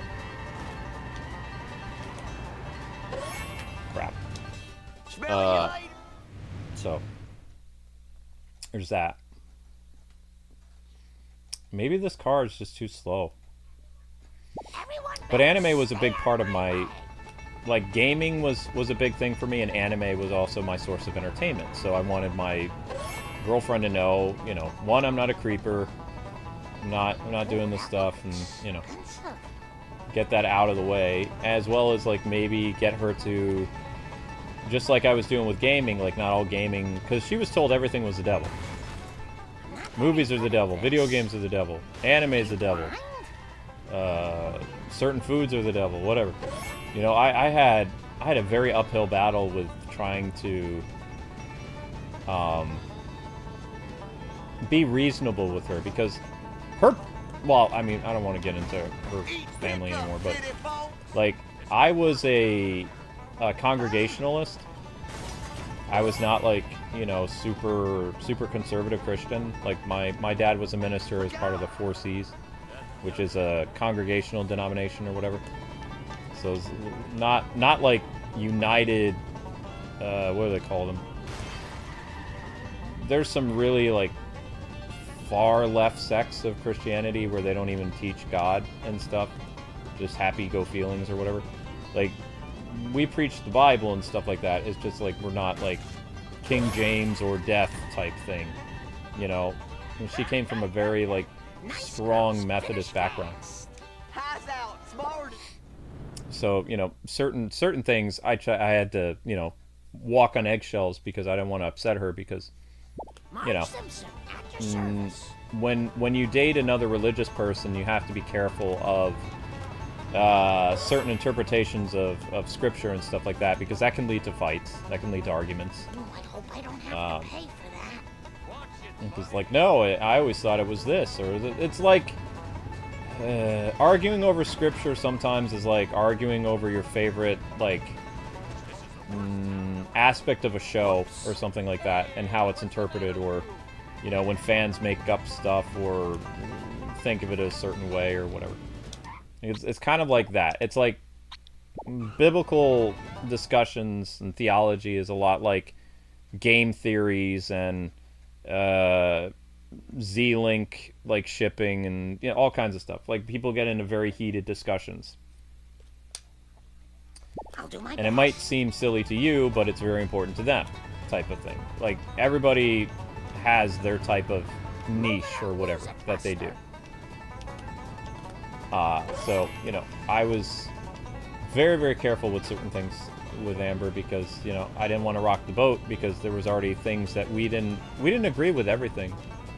We actually were on... I was close to becoming a libertarian at one point. Amber was super conservative Republican. I was an independent leaning toward libertarianism in the in the early 2000s. I've remained an independent for like almost 30 years though, something like that. And I got Amber to switch to independent over time. But we don't have political discussions. But the thing I will say, when Amber and I used to get into debates over W, and she was a big John McCain fan. I didn't like John McCain. She liked John McCain because he was a POW and all this other stuff. And she, you know, I don't even know how to explain it, but she was like, she really liked him. She thought that he was a more admirable person, and, you know, POW would be a better president and things like that. So we didn't see eye to eye with that kind of stuff. In fact, she even, like, scolded me for voting for W or something like that. She was like, "Why don't you vote for McCain? McCain's a better option." So, yeah, there was that. But, I mean, it only happened during political season. Like, you guys have to deal with all the time. Like, nowadays, you have to deal with constant annoyance of political things, like, 24/7. In the 2000s, the only time people would get, like, psycho for politics would be during, like, election month. Not election year, month. Like, people would be like, all right, I'm voting for this person, or, you know, what do you think about this issue, or whatever. That's the only time it would get brought up. At work, at school, whatever. We need a faster car. This is not going to work. Need a faster car. Malibu Stacy vehicle, maybe? This is not going to work. So, you know, we got into a little thing with it. And I said, because the reason I was a big Bush fan is, like, I liked his policies, and also he was another guy, like, you know, he had ADD like I did. He was our first attention deficit president. So, you know, to me, that was kind of cool. It was like, hey, wait a second. I have ADD. People call me stupid all the time. I could be president. If he can do it, I can do it. So when I brought that up to her once, like, she kind of stopped making fun of Bush. I don't know, after he was out of office. Like, she was like, yeah, I understand that now. And I said, see, I said, anybody can be president if he can. Sweet forward And when Biden became president, I really, really hammered that home. Anybody can be president. If Biden can do it, anyone can. Excuse me? I don't care if you is But- from New York. You ain't taking pictures of our Back then, most people, like, literally election week, everybody's, like, on edge and stuff like that. So, we got into a few disagreements about stuff, like, at the table. And then we made it our policy never to talk about politics at dinner time in the bedroom. We never bring up politics in the bedroom, at the dinner table, or in the car. Very dangerous to bring up politics in the car.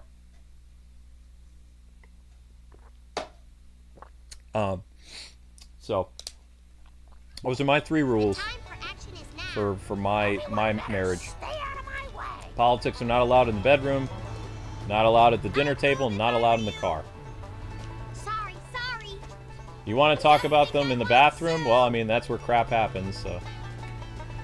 Talk about something crappy while doing something, you know. I think it's fitting, because I think politics sucks. I think politics is the biggest divider ever. It turns best friends into monsters. So I don't really allow it in my house at all, personally.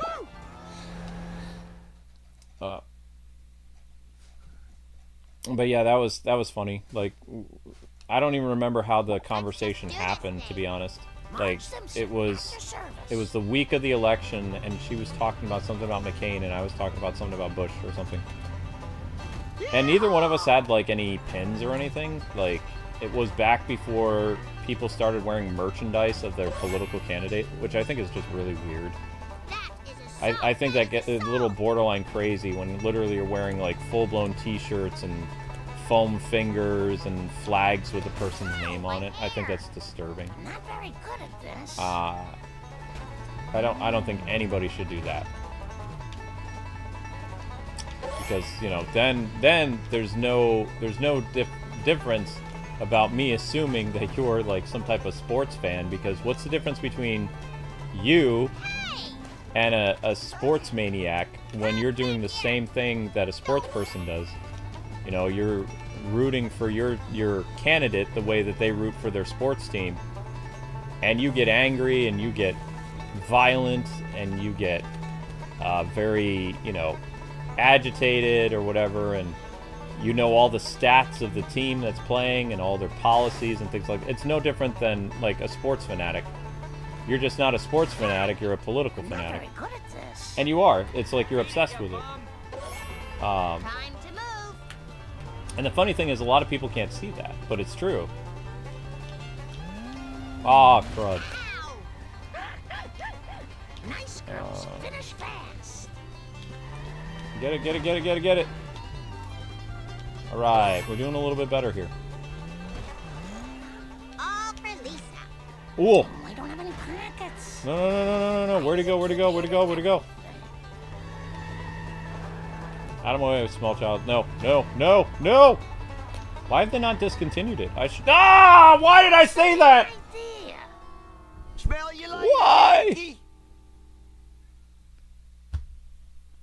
Well, they don't just treat it like a sport. It's a hobby for people.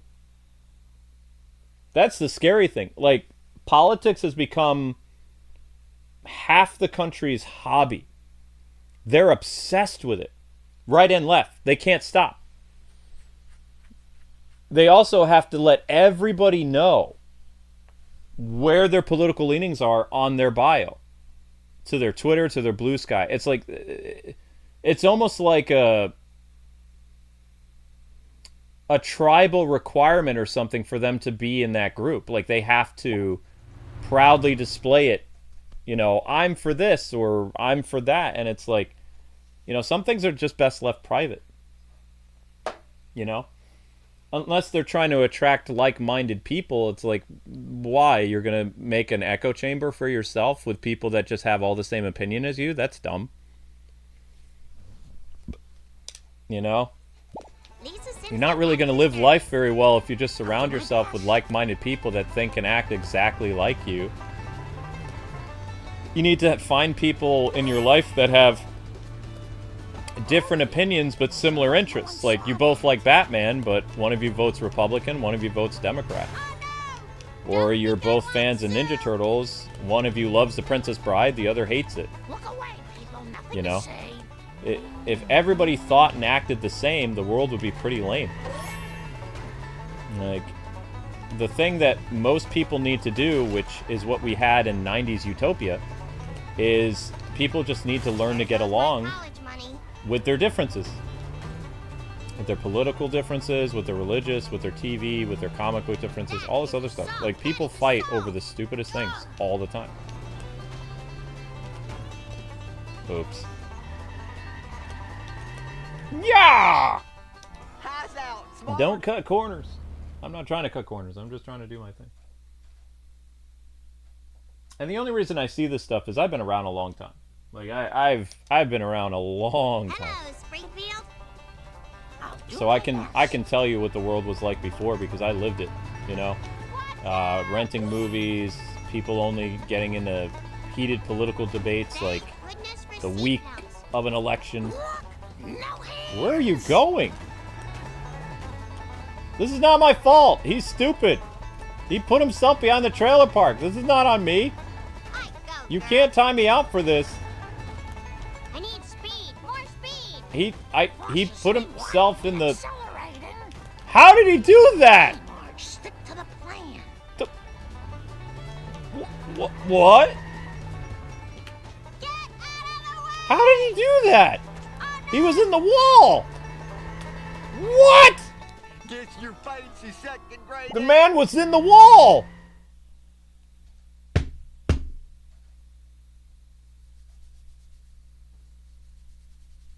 Yeah, adults shouldn't play video games. Guy who's obsessed with watching MSNBC and late night shows. Exactly. Yeah.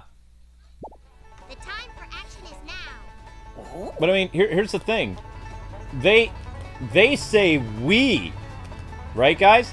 They say gamers are the most violent people in the world. Who's out there burning stuff down and causing more violence in society than ever before? People whose hobbies are politics. People who are obsessed with politics in the news are the most violent, degenerate, dangerous people in the world, and yet they always point the finger at gamers. When's the last time that you heard of a gamer, you know, going into a political establishment or at a rally, like just getting into a fight randomly? Like, over the newest video game, they literally throw down Smash Brothers style, and they just, like, right outside of a GameStop, they start fighting. Never happens. White male. So why is it at political rallies people actually get into fistfights? Or, you know, they get into road rage and they do horrible things and all this other stuff. Like, where is the violence from society coming from? It's not coming from video games. It's coming from politics. Let's just And yet do we're this the thing. ones that's supposed to be the scapegoat. We're the ones that everybody points the fingers at and says gamers are the dangerous ones. Gamers are the ones that we need to be worried about because they're powder kegs. It's like, That is gamers so have very good. peaceful events where they go and they talk about video games, even video games that they disagree with. I have never seen anyone, regardless of their favorite Zelda game, get in a fist fight over The Legend of Zelda. Even if their favorite Zelda game is something like bizarre, like the Wand of Gamleon, no one is ready to cause harm to a person for having bad taste. We ridicule them and we're like, wait a second, why do you like this CDI game? How can you say it's a good Zelda game? We talk with them and we try to rational with them, but we don't like, all right, let's find this guy outside the parking lot and we're gonna, you know, we're gonna pop his tires and we're gonna key his car. But I mean, this is the stuff that people who are political fans are doing all the time. And yet they don't make it on the news saying, oh, new study shows that politics create violence and division. And they don't say any of that stuff. They always say, gamers are the problem. Gamers are the ones we have to watch out for. Ow, my hair. They're the ones that are going to cause the downfall of society. And it's like they can't even Come back here. see the mirror that's being held up to themselves. Like, they are not even consciously aware of their own reflection. It was an accident. It doesn't even, like, they can't even contemplate it. They're like, my hobby is causing violence and all this other stuff. It's like, no, it's someone else's fault. It's like, you have to look inward because your obsession with this stuff is causing the problems. And it's not just in their day-to-day life that they do it. They also do it, have you noticed it? They do it on their Twitter, too. Whether they're for the right or the left. They all argue and do the same stuff. Celebrities and YouTubers and all these other people. Every day. To an unhealthy degree. What they really should do is they should do... You know how they put us under a microscope and they say that people who are gamers are mentally disturbed and dangerous? They need to do the same thing for people who are political. Like, overtly political. Like, it's okay, like, everything in moderation. If you're a political person, but you're not, like, religiously involved with it, you know, like, talking about it every day and all this other stuff, you know, that's fine. You're like a social drinker or whatever. You're like a person that has a little bit of wine now and then. That's totally healthy. But these other people that they make it their entire life, there needs to be some psychological studies about these people. Because not only are they violent and deranged and dangerous, but they can't look past the politics in everything. And they can't.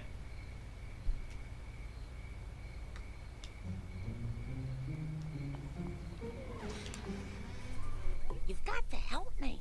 I have to find out what happened to my baby boy. Oh, I'm sorry. I thought you was a city slicker. But I ain't telling you nothing less than you help us with the harvest. Harvest? If I'm going to be doing yard work, I better change, or my next mission will be to get mud stains out of green rayon.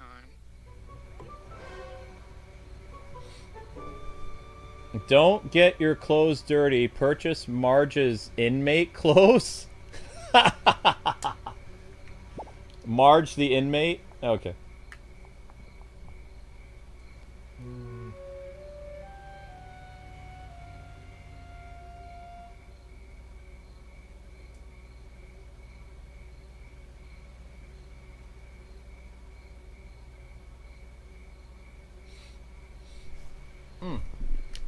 Yep.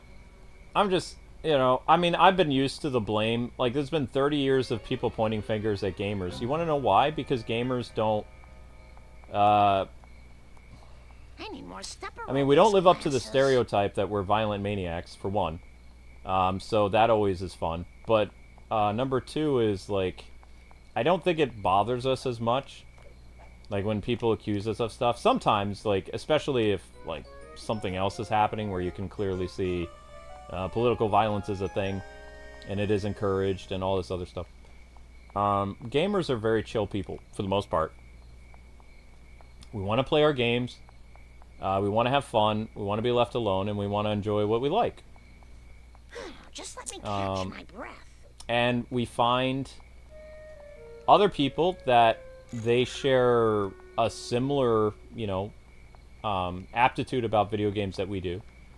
They don't necessarily love all the same games we do, but what brings us together as a community is the fact that, and gamers are a community, we're a group.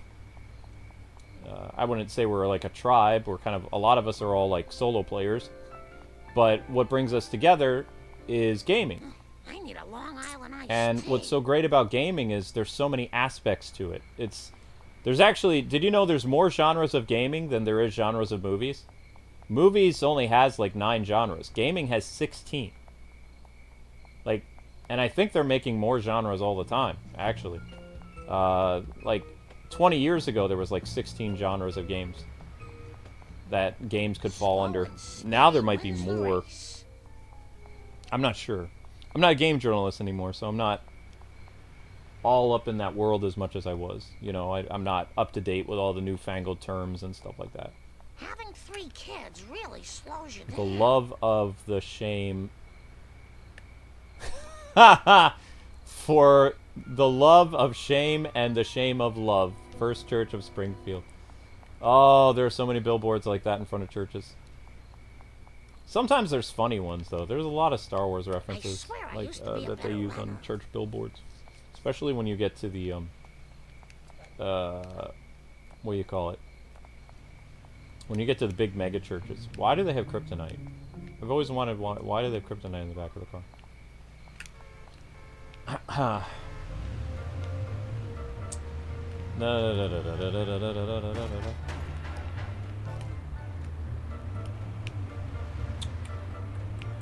So I was doing some personal research for fun.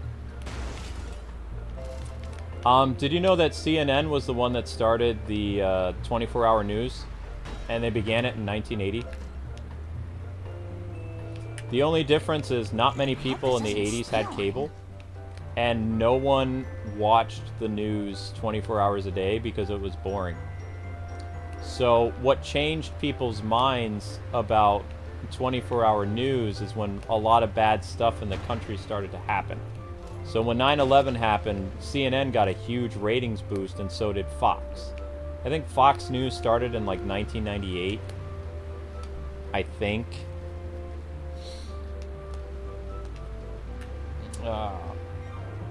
Because, I mean, basically what made 24-hour news a thing, which is very dangerous, by the way. It's not good. You know how they say playing games is too dangerous? Like, if you're playing video games for like 12 or 15 hours a day or whatever, you're an addict. But they don't say the same thing if you're glued into the TV watching CNN for 10 or 12 hours. You're not an addict, you're informed. You see how they use like different like buzz terms and gaslighting and stuff like that?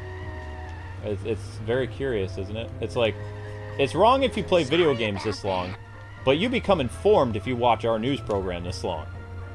You'll become a better person if you watch this news program. You'll think better. You'll act better. You'll be informed. Don't play video games this long. You'll become addicted. Addiction is bad. Watch our news station. That's not very nice.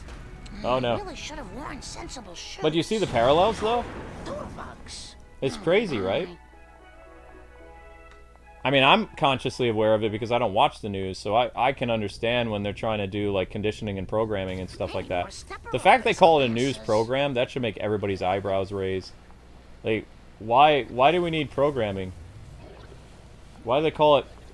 They used to call them news bulletins. Why do they call them news programs? Food for thought. Just let me catch my breath. But what I love about gaming in general is, especially when it comes to the internet, you're able to share your love of gaming, whatever the game is, with the gaming community. Whether it's action games or cozy games, you know, everybody has a seat at the table, provided they're not crazy. We're actually going to start, like, you know, removing seats from the table because we let some pretty kooky characters into the gaming fold that really almost destroyed gaming. So we're going to be much more careful going forward. But for the most part, gaming is still a very open and accepted group within reasons. If you're an activist, though, we're going to kick you in the butt and get you out of there before you burn the whole place down. Psychopath. But everyone else is welcome. That's the mentality that a lot of studios and gamers still have. It's just we made a huge mistake by allowing crazy people into the gaming space, and it almost destroyed the gaming space. So even though people don't like the idea of gatekeeping is going to be necessary to keep some people from getting jobs in the industry. Because there's just some people, you know, everybody's allowed to play games, but not everybody should be allowed to make them and tell people what to do. That's a stance I have now that I didn't have like many years ago. But that's because I witnessed lots of people ruin gaming, so it changed. Before it was like, anybody can make a game. Anybody can write a story. No. Talented people can make good games. Talented people can write good stories. Not anyone can do it. I don't believe that anymore. I don't think that's possible anymore. Especially when they tried to railroad the gaming industry. I did have that naive belief at one time, but I don't anymore. And based on what I see in the game industry today, they are gatekeeping. They're preventing people from getting in, and they're kicking people out. And it's not hard to find these people either. They're kind of stupid. They have stuff all over their Twitter bio and their blue sky and things like that. So it's very easy to root these people out. It's not like they're hiding and, you know, and being smart about it. They're literally right out there in the open, like making them such easy targets to get rid of. You know, if you're being hunted by somebody, the wise idea would be to go undercover, right? Or to not do something stupid. But they're still living their lives proud and loud and things like that, so it's really easy to get them fired. Which is kind of funny. I don't think we can get the prison uniform yet.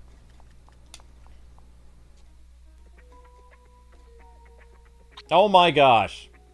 Can't get prison march yet. But save. Wait, what year did that just say? 2018? 2000 what? 2000 what? Say that again. Say that again. What is that? Oh, wow. Wow, wow, wow, wow, wow, wow, wow, wow, wow. That's crazy. Okay.